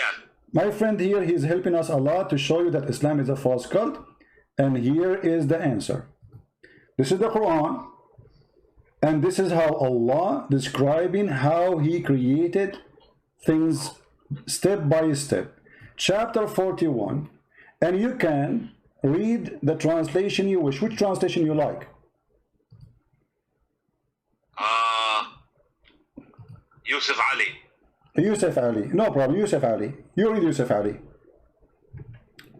If you don't, are you sure you will change your mind soon? No, go ahead. Okay, you speak Arabic anyway, so that will help us. Let us go to Yusuf Ali. All right. It says here, is that ye deny him who created the earth in 2 days? He created the earth in 2 days. And then he set on the earth mountains standing firm, high above it, and he bestowed blessing on earth, and measured all things. What's 6 أيام? You are reading different verse. My friend, you are reading different verse. Chapter 41. Read with me. As long as you mention Arabic, let me, in your Arabic, okay, let us read together. It says here, خلق الأرض في يومين وتجعلون له أندادا ذلك رب العالمين وجعل فيها رواسي من فوقها وبارك فيها وقدر فيها أقواتها في 4 أيام سواء للسائلين. Okay, so 2 days to create the earth, 4 days to create everything in the top of the earth. Until now, there was nothing in the sky. And then, look, the translation says false. It says moreover. In Arabic, it says. Have to mention it? Does it have to mention the sky? Yes, because he's saying, he mentioned the sky now. He says, thumma. Thumma in Arabic is something you say for something that did not happen right away. It took a period of time. Thumma stawa. And then he went out to the sky and he designed the sky, and the sky was a smoke. There was nothing, no stars. Verses, man. I want to see exactly what I'm you're not saying. jumping. I'm not jumping. Okay. I want you to read it. You can read it, no problem. So to avoid jumping, I want you to read it. Can you read for us? Yeah. Okay. You start reading, please. You read, and I will be listening to you what you say, and to be sure, He said to it, into the earth, come. ye together, willingly or unwillingly. They said, okay, you see, I cannot see now. What willingly and willingly? What are you talking about? I'm looking in your screen. Okay, you want to read it from which verse? Start from where? My friend, you have something on the screen. Okay, read from verse number 9, so we can start from the beginning. Verse number 9 on the screen. Here we go. I put it for you on the screen. Number 9. Yeah. Okay. Do you scroll? Let me. Do you verily? You have to disbelieve in Him who created the earth in 2 days, and you set up rivals with Him. That is the Lord of Rabbil Alameen. Okay. Okay. Verse number 10. He placed therein firm mountains from above it, and He blessed it and measured therein its sustenance in 4 days. Wonderful. For all those who ask. Okay. Verse number 11. Huh? Verse number 11 now. Then He rose over towards the heaven when it, scroll down a little bit, when it was smoke, and said to it and to the earth, come, both of you, willingly or unwillingly. Okay. They said, we come willingly. Okay. Verse number 12. Then He completed and finished from their creation, go down, 7 heavens in 2 days. And continue. Okay, well, and He made in each heaven its affair, and we adorned the nearest, lowest heaven with lamps to be in adornment, as well as to guard the devils by using them as missiles against the devils. So what is the last thing Allah created? The stars.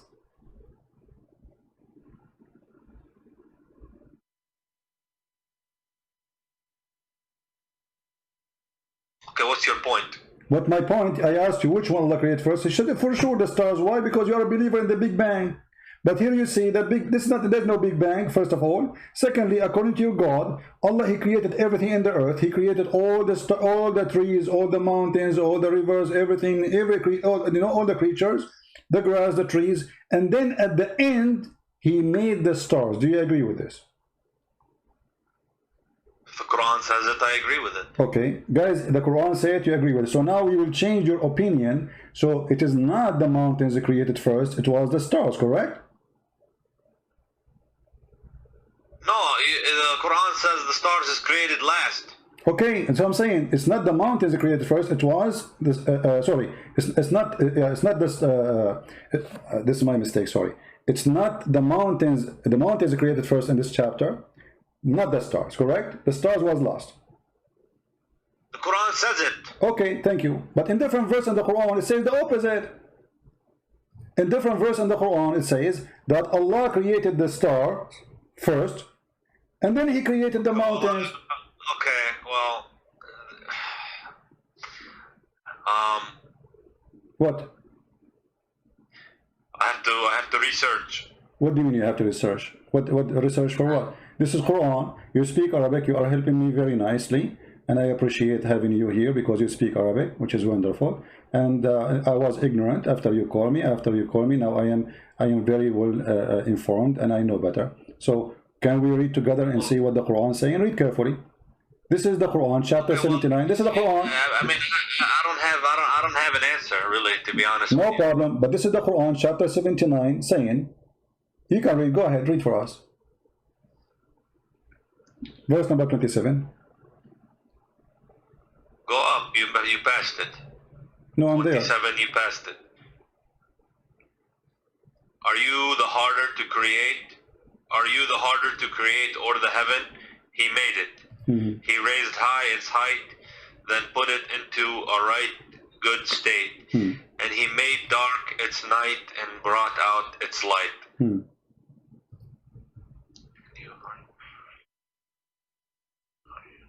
Read loud, so people can see the wisdom of Allah. He raised high its height, then put it into a right good state. And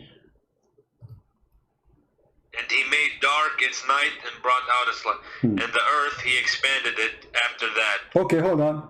And the earth expanded after that. And then he brought from water and postage. Where does it say stars? Okay, but you see, he made the stars here. It says here. Show me the word stars. Okay, guys, show me the word stars. You speak Arabic, don't you speak Arabic? It says وَأَعْطَشَ لَيْلَهَا وَأَخْرَجَ ضُحَاهَا. He made the night and he brought the light. He was talking about the heaven. Is it you harder to create all the heaven? He raised it high above, and he make it in our state, and then he made the dark. I have to look into it. But it's so clear. In the other chapter, it says you agreed that the last thing Allah He created was the stars. Here, Allah He finished the sky, He finished the stars, He made the day, He made the night, and after that, the earth He expanded it, and after that He put the water, and after that He put the mountains. The last thing here in the chapter 79 was the mountains. In the other chapter 41, the last thing was the stars. In the other chapter there, the first in the beginning was the mountains. If we go here, you will see that the first thing Allah He made, it was, after He created the earth, it's the mountain. Look, He created the earth in 2 days, and then He placed therein an earth from mountains. So the first thing created... Are you suggesting that the Quran has a contradiction in it? Absolutely, it's so clear like sun. Now, come on, my friend. Jihad, you are a smart man. Don't you see it? One is saying that the last thing was created, the stars, and one saying here it says the first thing after the earth created, it was the mountains. I see, my friend, I understand. I'm going to concede this topic, okay? I'm going to concede this topic because clearly I don't have an answer, so... But you agree with me, fine. It's a clear contradiction. It's so obvious, so clear. I mean, you do not need to be genius. You see, you said to me a second ago, like a while ago, that I go too much literally in details. I mean, Allah is going in details. It's His fault. Allah now, He got in details, and because He got in details, He got Himself busted. This is going to be from God. The Quran says, if this is a book not other than Allah, you will find a lot of contradiction in it, correct? The Quran says that, okay. The Quran says you find contradictions in it if it's not true. Okay, so Allah He said the rule, how we can find if this is a book from God or not. And the Quran give us the guidance, and we follow the guidance. This is contradiction. Don't they consider the Quran? Had it been from other than Allah, they would surely found a lot of whatever contradiction, whatever you call it. And here we go, we found it so easy. So my friend Jihad, I invite you to leave Islam. Surah Al-Baqarah, huh? Yeah, no, this is chapter of An-Nisa, verse number 82.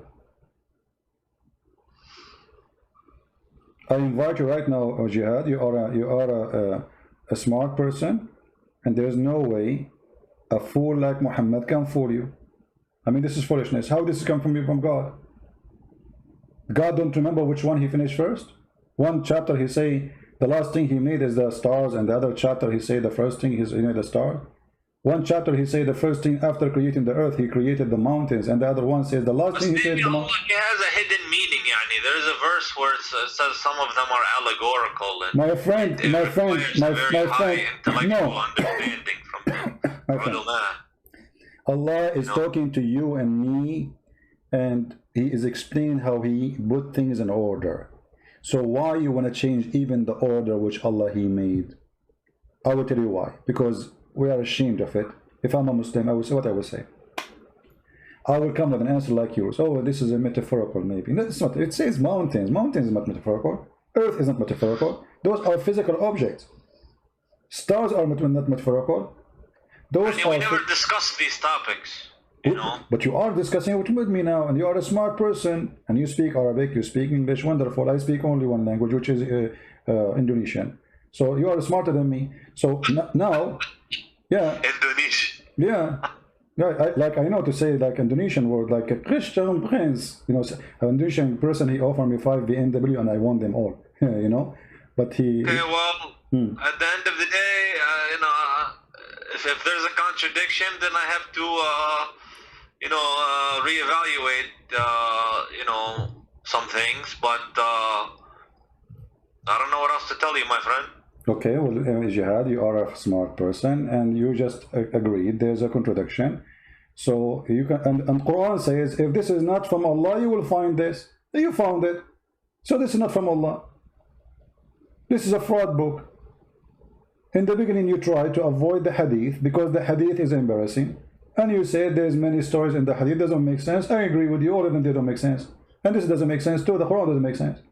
You are the one who forced me to go to the Quran. And you are the one who chose a topic. And then when we check the topic you choose, we find it embarrassing.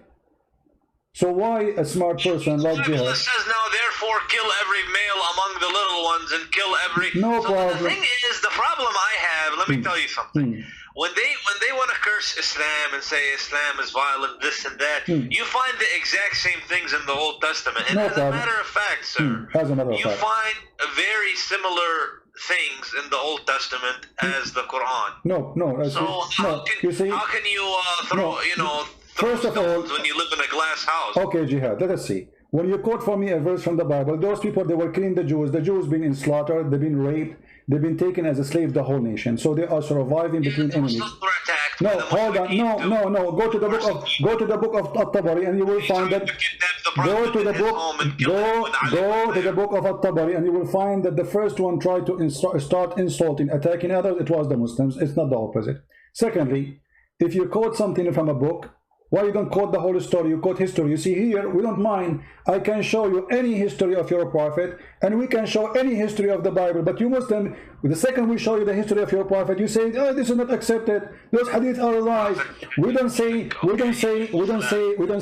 tell you, many people accepted Islam throughout the years for the good manners of the Muslims. They will leave Islam. Okay, let us see good manner of Muslim. Name for me one thing the manner of the Muslims can be proud about. And what is the best Muslim? Muhammad, isn't it? يعني what? Prophet Muhammad sallallahu alayhi wasallam, he was honest. He never told a lie. Are you sure? Do a transaction for somebody. Okay. He brings the money back. He's known for this. Okay. To be honest. Okay. Do you know how Muhammad he married Khadija? Okay, my friend. Do you know how Muhammad he married Khadija, the honest man Muhammad? Khadija, he was Muhammad's first wife. He married her, and she was she had money, and he used to do business transactions for her in Al-Sham. How he married her? Do you know? How he married her? Yeah. He went and made her a big profit in Al-Sham. And he came back, and she was so happy how honest he is, how much good business he did for her. Okay. She proposed to him. Okay. This is the story written by you Muslims, published by you Muslims, and saved by you Muslims about how Muhammad, he did marry Khadija. Khadija and Muhammad, they made a party, and they made the father of Khadija drunk. And when he got drunk, they took off his clothes, and they made him a dress, the wedding clothes or party clothes. All people like you and me, all of us, we have a dress, clothes we wear for occasions. What are you talking about? They got somebody. Here we go. This is the Imam. This is Musnad Ahmad, Al-Imam Ahmad, page number 311, 112, which means 312. Value number. My friend, read it. No, not haram. This is before it was forbidden. It was forbidden when Muhammad gets sick. Muhammad and the Muslims, they used to be drunk 24 hours, 7 days a week. To the point they go to the mosque and they are drunk. Okay, go. Okay, read the hadith for us and translate, please. Go ahead. You speak Arabic. I told you, my friend, I speak Arabic, but my reading level is not high with Arabic. Okay, I will read Arabic. No. Okay, let us work together. I will read Arabic and you translate. Is that fine? I mean, I'm trying to tell you, my Arabic is my friend, colloquial Arabic. I will read the Arabic for you. You translate to English. Is that fine? Yeah, حدثنا أبو. No, you read Arabic. Here we go. I will read for you. Okay, I will read for you. You translate. Ibn Salama and Ammar. Forget about this. And Ibn Abbas. So the one who reported this, Ibn Abbas, is a very trustworthy person. I'm slow, my friend. I'm slow. I'm slow with it. No problem. You have to Okay. فصنعت طعاما وشرابا فدعت أباها وزمر من قريش فطعموا وشربوا حتى ثملوا فقالت خديجة لأبوها إن محمد بن عبد الله يخطبني فزوجني إياه فزوجها إياه he wants to go and بده يطلبها يعني he wants to go and order her for marriage. My friend, she made her father drunk. Okay, can you say that? Can you say that slowly? حتى ثملوا فصنعت شرابا طعاما وشرابا فدعت أباها وزمرا من قريش فطعموا وشربوا حتى ثملوا فقالت خديجة لأبيها محمد, you want to marry me? Can you marry me? The guy is drunk now. ثملوا, they are drunk. So the first thing Muhammad he did in order to marry Khadija, it was a fraud. Huh? Thamilu, or the word I know for drunk is sakran. No, Thamilu is drunk. I can translate by using Google, by the way. Here we go. I'll use Google translation. Here we go. Google translation. Read it to me. There's many words. Okay, read it to me. Here we go. This is Google translation. Khadija, she did make a meal and food and drink, and she invited, and then it says, and the Quraysh after that, you know, and they drunk until they got drunk. It says even in Google translation. They said Khadija to the Quraysh and drank until drunk. So this is the decent prophet. This is the decent prophet. The first thing he did in his life, it was a fraud. He made the guy drunk. He woke up in the morning. She told him, "I did marry me to Khadija." She said to her, "Why I'm worried?" And look how evil she is. Here's my question: where did you get this story from? That's a question. This is Musnad Ahmad. Here we go. This is your Islamic website, Islamic Library, and this is Musnad Ahmad, and this is page number 312, and this is volume number 1. Is this authentic? For sure, it's authentic, but for you, it's not, because it's embarrassing. As you will say, it's not authentic for me. So Muhammad the honest is a fraud. The first thing he did in his life, he fooled the man. They made him drunk. Before he woke up, they took off his clothes. Look how evil they are. They took off his clothes and they dressed him a nice suit, the one he wear when there's a wedding party or occasion. So when he wake up, look, it says here, and he put him in a suit. And when he woke up, he said, "Why am I wearing those clothes?" She said, "Oh, you did marry me to Muhammad." Muhammad the decent, Muhammad the good guy. And drank until drunk. They said Khadija to her father Muhammad, if he unformed in the suit said, did you translate this? My friend, this is Google translation is not correct, but it says there that when he drank, they took off his clothes, they dressed him the nice clothes he wear for parties or for occasion, and then when he woke up, she told him, he said, "Why I'm wearing those clothes?" She said, "You married me from Muhammad ibn Abdullah." He said, I will marry you to the orphan, not in my life. The translation says, not my age. In Arabic we say, ليس في عمري, not in my life. That will never happen. Yeah, I see. So here, you know, here, look what she said to him after that. Look at the blackmailing. Khadija, she said to him, "Aren't you ashamed you want the tribe of Quraysh? Do you want me to tell them that you were drunk and you were not aware of what you did?" So she drank him on purpose, and now she's blackmailing him, saying to him, "If you go and say I will not marry you to this man, I will go to the tribe and I will say everybody that you were drunk, you are a filthy man, and you are not aware of what you are saying." She's blackmailing her father. This is Khadija, the decent woman, and this is Muhammad, her partner. The first thing they did in their life, in their partnership, the decent man. What about Muhammad? They wanted to marry each other, but they knew the father wouldn't accept. Exactly. But they use alcohol. So this is first a cheating. Secondly, they are using alcohol, which is from the devil. Isn't the Quran says alcohol from the devil? Yes. Okay, so the marriage of Muhammad is thanks to the alcohol happened. If not Khadija married to Muhammad, Muhammad will not be a prophet, because he used her money in the beginning to make himself a lord. What kind of a man? You said to me he's a decent man.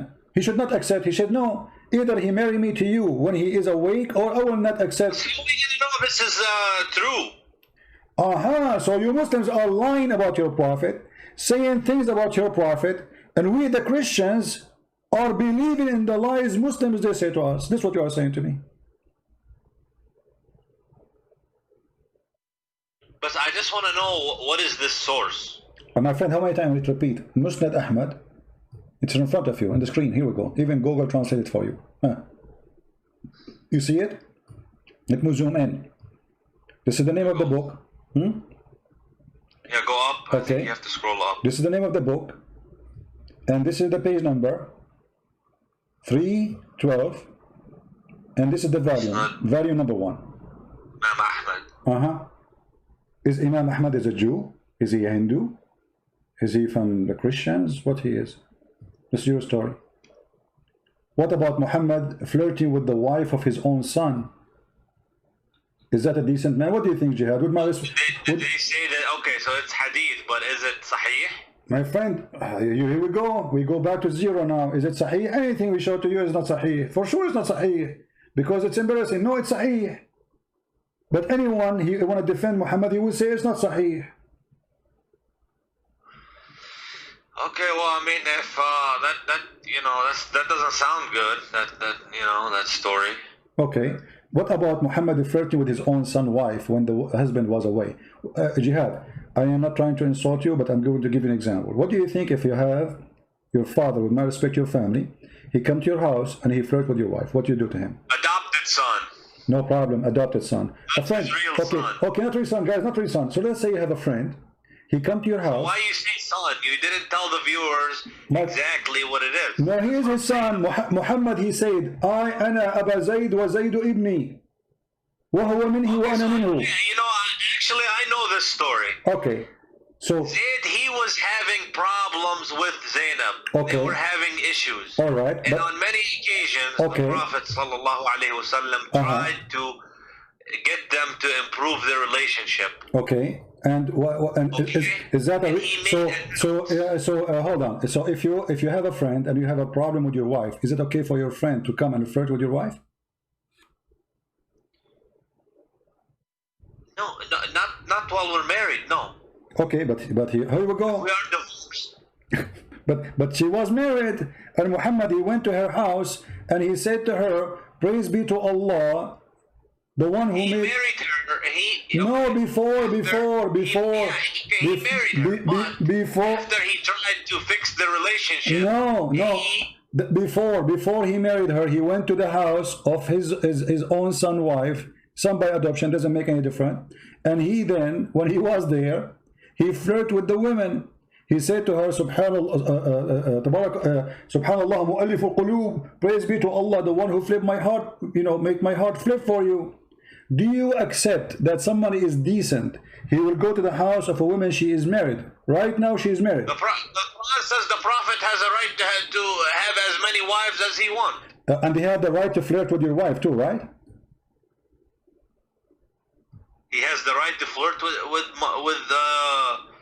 the believers' wives? Yeah? I don't believe so. Well, here we go. This is the Quran, and this is the chapter, and this is the tafsir of your biggest imam, supporting it with all valid resource, saying that Muhammad, when he went to the house of Zayd, and you speak Arabic, which is very helpful for me, he went there. Okay, when he went there. Okay, read with me, please, carefully. I will read the story for you. It says here.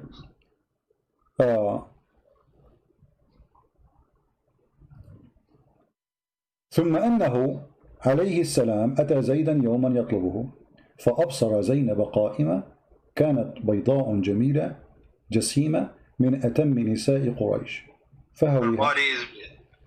So Muhammad once he came to visit Zayd. So he saw Zainab standing, and she was so white, so beautiful, and she was so big. The Arab, they like big women. And like today we say the word fat. In that time they like the women who they are like that. And she was the most beautiful woman in Quraysh. Interesting. فهويها. He loved her. Why she's not? Okay. He loved her. She is married. And look what he did. وقال سبحان الله مقلب القلوب. Praise be to Allah, the one who made my heart to flip for you. Well, I told you the hadith is, you know, it's questionable. But it's a question. It's not the Prophet the questionable. It's the hadith. Guys. Those are books written, and the Muslim the Muslim, they will go crazy if you rip a page of the Quran. Allahu Akbar, they burn the Quran. Uthmani burned the Quran, nobody complained. Allahu Akbar, they installed the Prophet. He will go, the story in your books. Now you are saying to me this is not true, cannot be true. Why? Because it's you know, it's embarrassing. It's embarrassing. It was not embarrassing because the Muslim believe that the Prophet, he have the right to sleep with all the believer women. Actually, in the same page I will show you, it says that if the Prophet he have a privilege. If he saw a woman, her husband must divorce her, so the Prophet can have her. إذا وقع نظره على امرأة وجب على زوجها. I mean, that doesn't sound. يعني, it doesn't. You know, if he wants just, يعني, if it's just about women, يعني, it doesn't sound good. Does it sound good? Exactly. And here it says فسمعت زينب بالتسبيحة فذكرتها لزيد. And then ففطن زيد, he said, my wife, obviously she is a bad woman, is sleeping with this guy already. Both are in the same bed together. So he went to the Prophet, says, Prophet, she is not good to me, I don't like her. You know, she hurt me, now she hurt him. Now she hurt him. Yeah, because she told him that your father, he was here, and he said this and he did that. Obviously, they already. And look how it says. It says that إن الله بعث ريحا فرفعت الستر وزينب متفضلة في منزلها.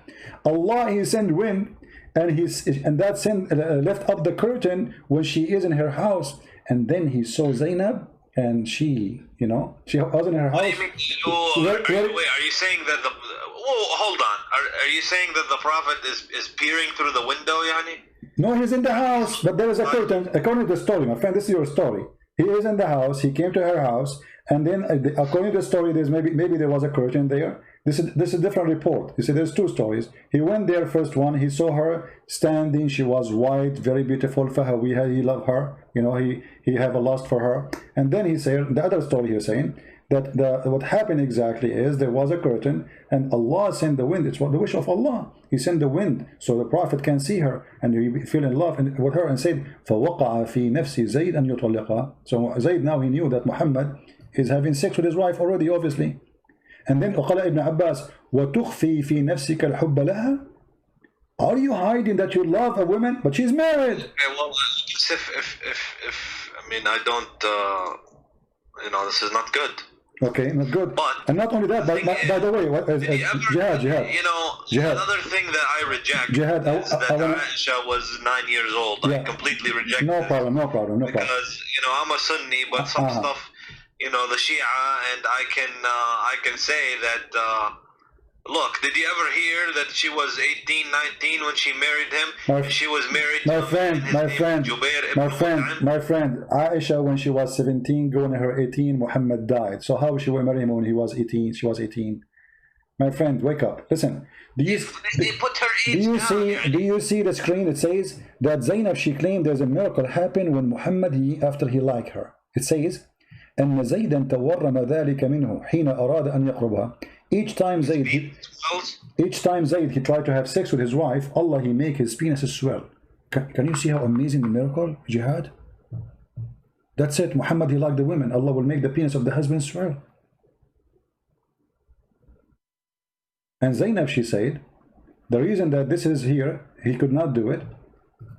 وَمَا مَنَعَهُ إِلَّا اللَّهُ. She's saying here, وروي في الخبر أنه أمسى زيد فأوى إلى فراشه. And Zayd, he came to his bed to have sex with her. قالت زينب ولم يستطعني زيد. He could not do it to me. Boom, boom. وما امتنعوا منه غير ما منعه الله. And he could not do it just because Allah, he could not let him do it. That's it. Muhammad, he want me. There's no way he can do it to me.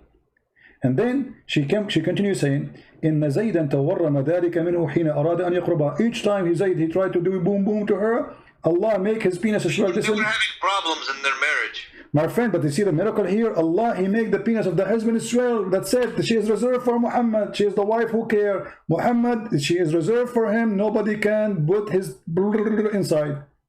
So the guy, he want to have sex, Allah, he make his penis swell. And this is your decent prophet.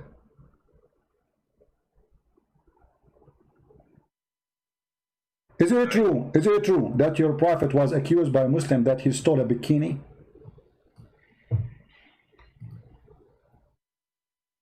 I saw that you have said that previously to somebody else. Okay, so is that true or not?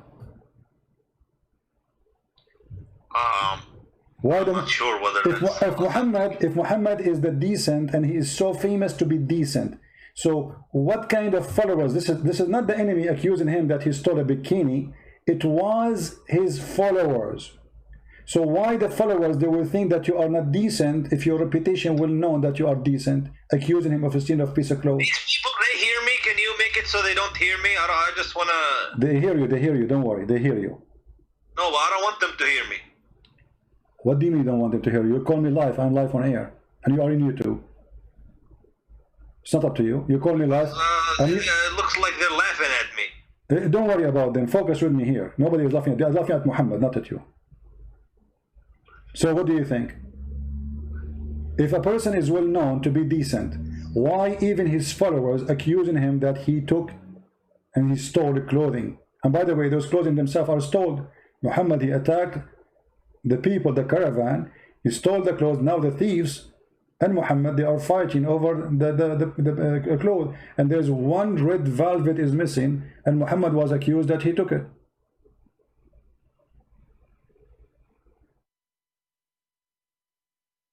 They accused him, those Sahabi, that they are some of those Sahabi, they are liars. Okay, but and Allah, and look at Jihad. I want to ask you. I don't know if you work with, if you ever been working in the army or police. Me myself, I did. So when you investigate something, and I didn't hear you are working with what? I'm saying I don't know if you work before with the army or the police. When you work with the police, you investigate the issue. So if somebody accuses somebody of stealing, what do you do? What do you do?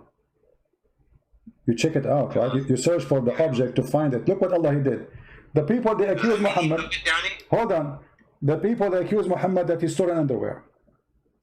How Allah he defend Muhammad? He did not say, oh, I know the guy who took the underwear. Go to his house, open the drawer. You will find it there. No, he said it's not Muhammad. So who is it is? As long Allah, imagine guys, Allah making a verse in the Quran, in a holy book supposedly, saying it's not Muhammad who stole the underwear. Okay, if Allah is God, shouldn't he say who took it? That would be amazing. As long Allah he knew the Big Bang as you claim. Don't Allah knew where the panty is? So Allah he knew where the Big Bang, but you do not know where the panty. His specialty is the Big Bang. But when it's come to the panty, Allah is not, you don't know best. Allah know nothing. Right? How come Allah do not know who took the panty? Shouldn't he say in the verse, okay guys, go to the house of this guy, open under his bed, you will find it, he hide it there, and then people will be astonished how Allah knew. Unbelievable. He knew the unseen. Instead, he said it's not him who took it. What kind of God this God is? Why you don't tell us who took it? Huh? You're God, this is not me. A human being, he says, it's not me. Okay, but I don't know who took it. I don't know, because I'm limited in my knowledge. But this is God. So God, he sent the verse, says, it's not Muhammad who took the panty. Shouldn't Allah say who took it?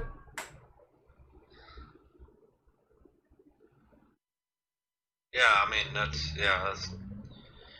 okay. So what do you think, Jihad? You're still gonna be Muslim after all this madness, my friend? Well, I'm gonna. I don't want to say yes or no. I just want to, think about it. It's not an easy question. No, come on, you are smarter than this. Jihad, come on, you are a smart person. What easy question? Nobody's saying it's an easy question, but I mean, how clear we can make it to you more than this? I mean, it's obvious. A person was accused, and he is the most important person for Allah. Allah, he's in the verse, says it's not him. But Allah did not say who did it. It doesn't sound good, no. Doesn't sound good, I agree with you. Obviously Muhammad, he made this verse, says it's not me. This is Muhammad making this verse. There's no way there's God. God, they will say, hey guys, go to the house of this guy. He is the thief. Don't accuse the prophet again. People, they go there, they got him busted. Praise be to Allah, the one who told us what we do not know. But to send the verse says, it's not Muhammad who took the panty, but yet why Allah don't want to tell us who took the panty? Don't you know? I guess, I mean, it sounds like it's a cover-up. It's a cover-up, exactly, because if Allah the one is talking for real, He will clear the name of Muhammad once for all. Not only He will say it is not him, He will say it is not him, this is the guy. People, they go there, they find it, and bingo. You just make assumptions on what Allah is going to say or not going to say. No, my friend, there's accusation here. There's accusation. It's not about if Muhammad is the most important man for Muhammad. You see, how come Allah, He have time to tell us about the ant who spoke to Sulaiman, and the ant, they don't speak, they are mute. You go read right now in any scientific book, you will find that ants are mute and deaf. Allah have time to tell us that Sulaiman was walking in the valley, and then one of the ant, she said to the other ants, hide. Okay, hide. What do you do, ant? Tell us who took the panty. Which one is more important? A person accused, there he have all the details you want. Okay, my friend, I see your point. I see your point. That's fine.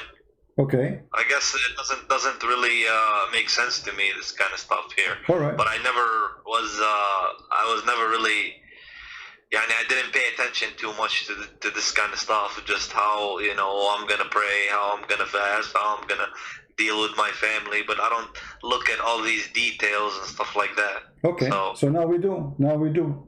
So thanks to to you thinking with me, we were able to find out, and now Islam is false. There's no question about that. Be honest with me. Don't you notice now Islam is false?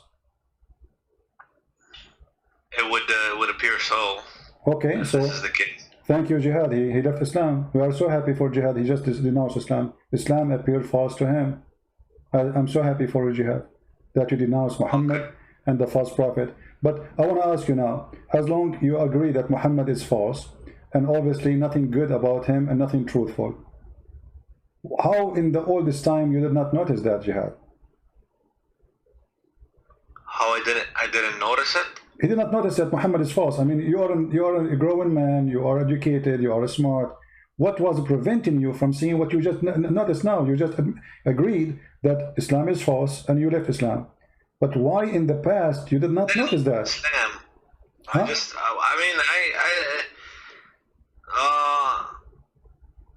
don't want to look at that stuff. I just want to focus on the good stuff. Well, focus on the good stuff, but there's nothing good there. I mean, what good?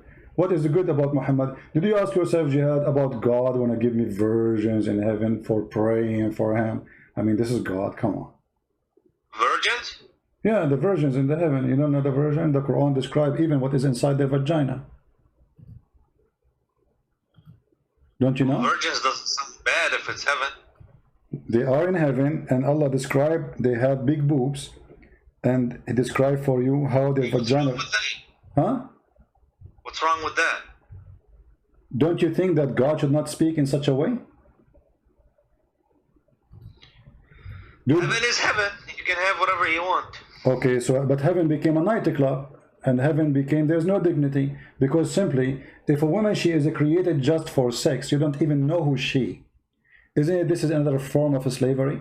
When the Quran describes for you that you will have little boys in this heaven, isn't it, this is a child abuse? So to make one person happy, I will make 80,000 little boys servant for you who will not believe. About that, but you're taking it from a human understanding. This is a completely different dimension and a completely different. It is not humans. It is not.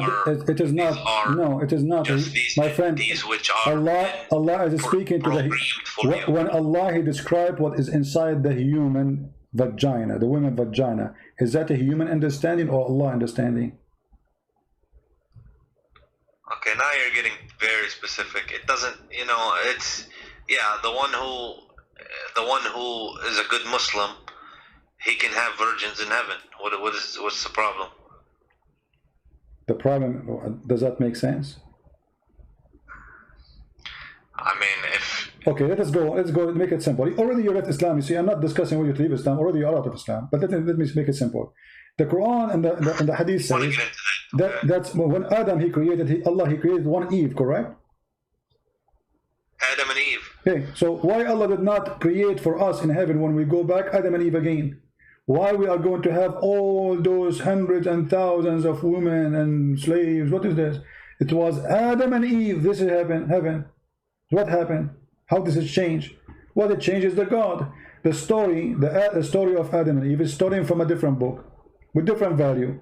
Muhammad is told the story, and now he have to build his own heaven. He tried to seduce the Arab, and he tempted them, and he claimed that those women, they have a nice vagina, and no genie stepped with him, and no man stepped with them, and nobody opened the door.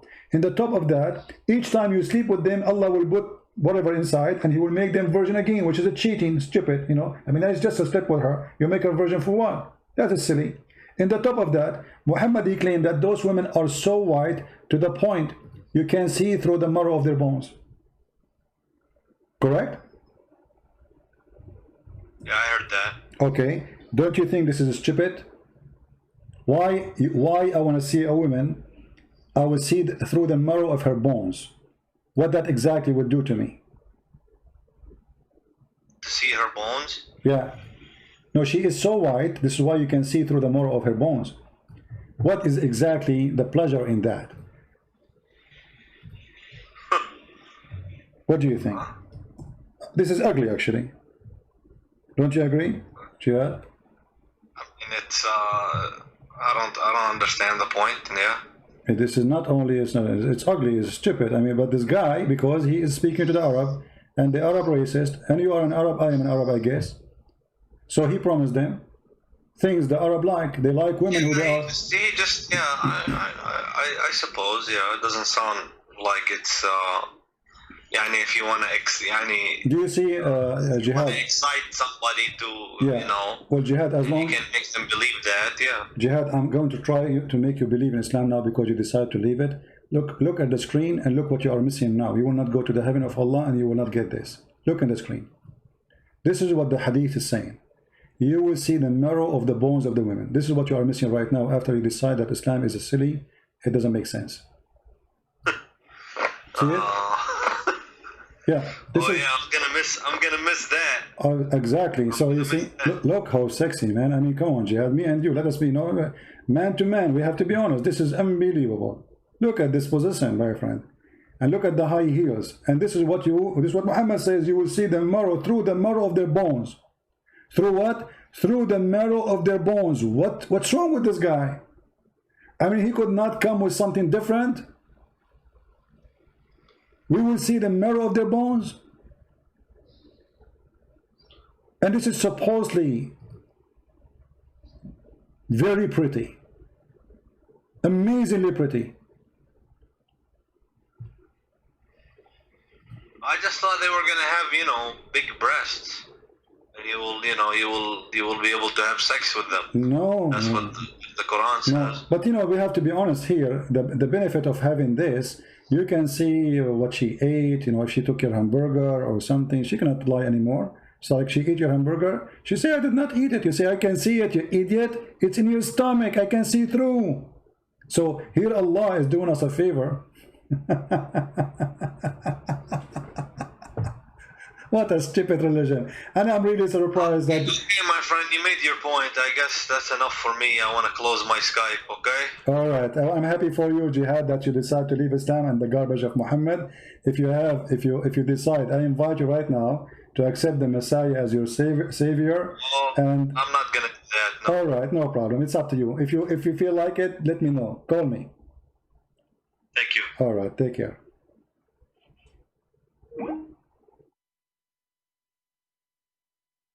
The first step. Always there's a first step.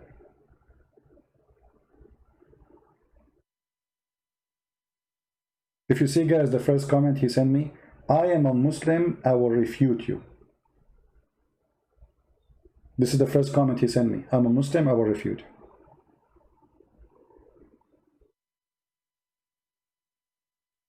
I'm being refuted.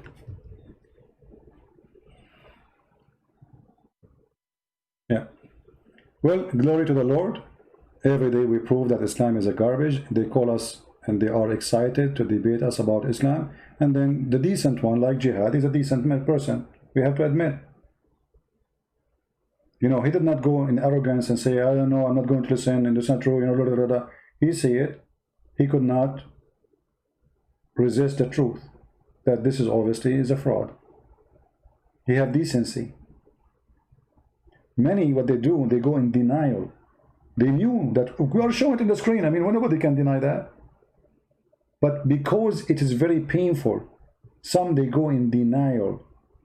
It's like somebody would deny that this is happening to him. So he go and live in different stage, in illusion.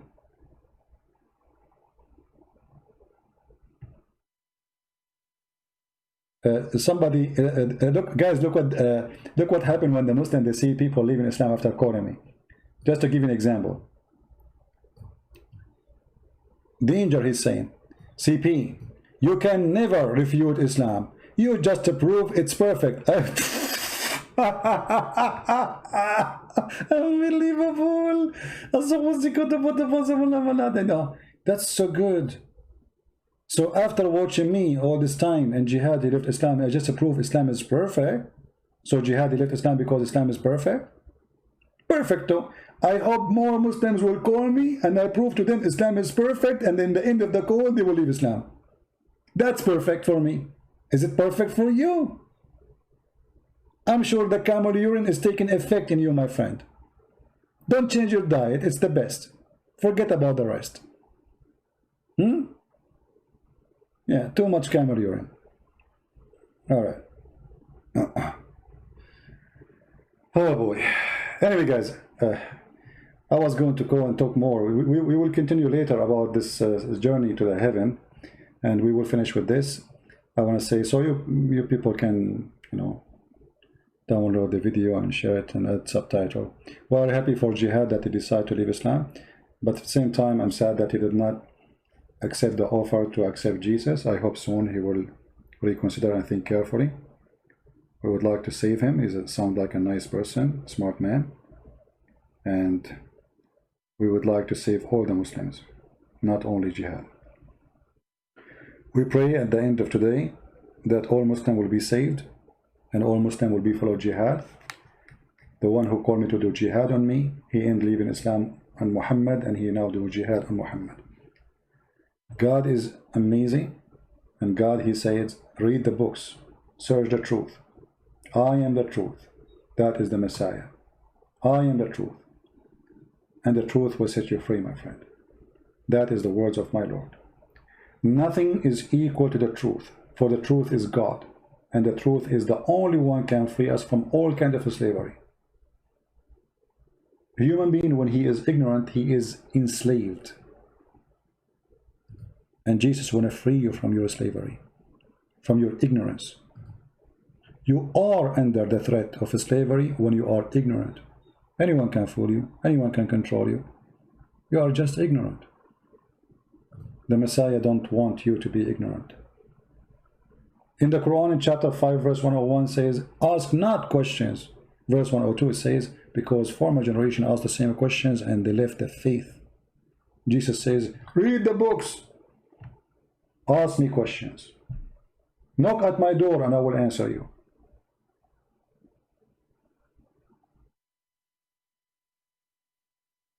I apologize for comparing someone like the Messiah to someone like Muhammad. But because our mission is a dirty mission, we are dealing with the dirt. Each time I go and speak about Islam, many people think maybe I like talking about this garbage. This is garbage, make me sick. But somebody have to clean the garbage. Somebody have to do it.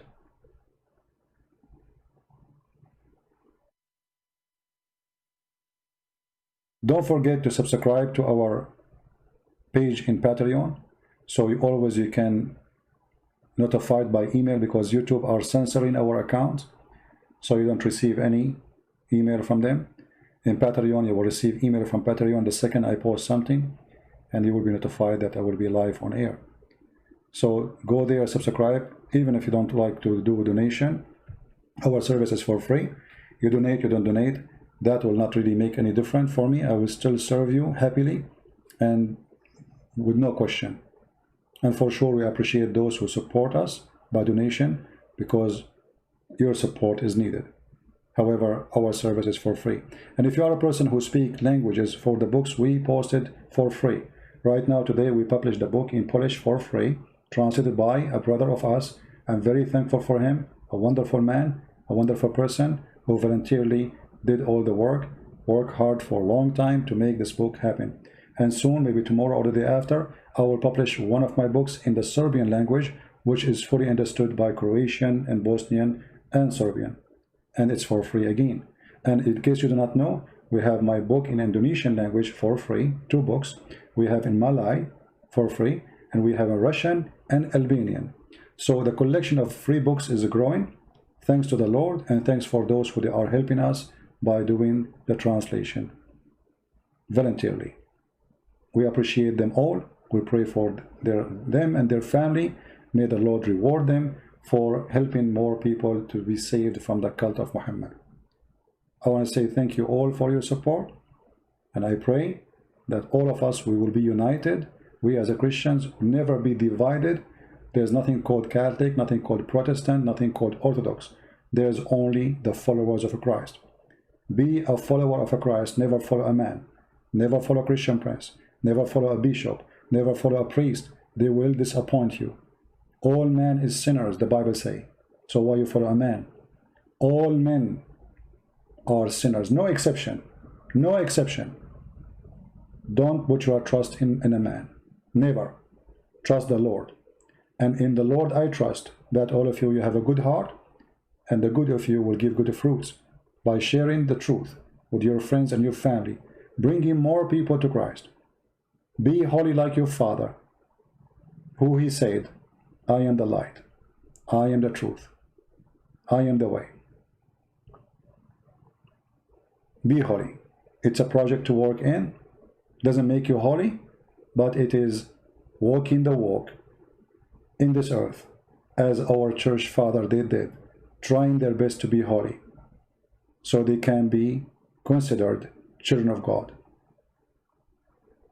One of the beautiful things the Lord, he says, when you pray, pray like this: Our Father art of heaven. Christ, he wants you to be a child of God, not a slave. Our Father. Can you imagine praying to God, calling him Father? How much this Father, he humbled himself. He is the King of Kings. We are not even a mosquito for him. Yet he allows us to call him our Father. This is his most beloved word. Our Father. He do not need slaves. He do not need to be a master. Those words mean nothing. Not like the God of Islam who add the word we before his name, because he's fake and fabricated. He want to be proud. Our God, he humbled himself. He came as a man. The Bible says that the Lord, he sent, our Father, he sent his only begotten Son to save the whole world. The whole world, not the Asian, not the black, not the white, all of us. We are a family. We are children of God. We are equally created. We be loved by him. There's no black, there's no Greek, there's no Hebrew, there's no Indonesian, there's no Arab. All of us, we are a family of a Christ. How beautiful. And all of us, we are delicious fruit in the table of the Lord. We have different color, we have different look, but we have one fruit, the fruit of Jesus. Thank you all for being here. May the Lord protect you, keep you safe all, and until we see you soon again. Christ is Lord, Islam is false, and be the blessed.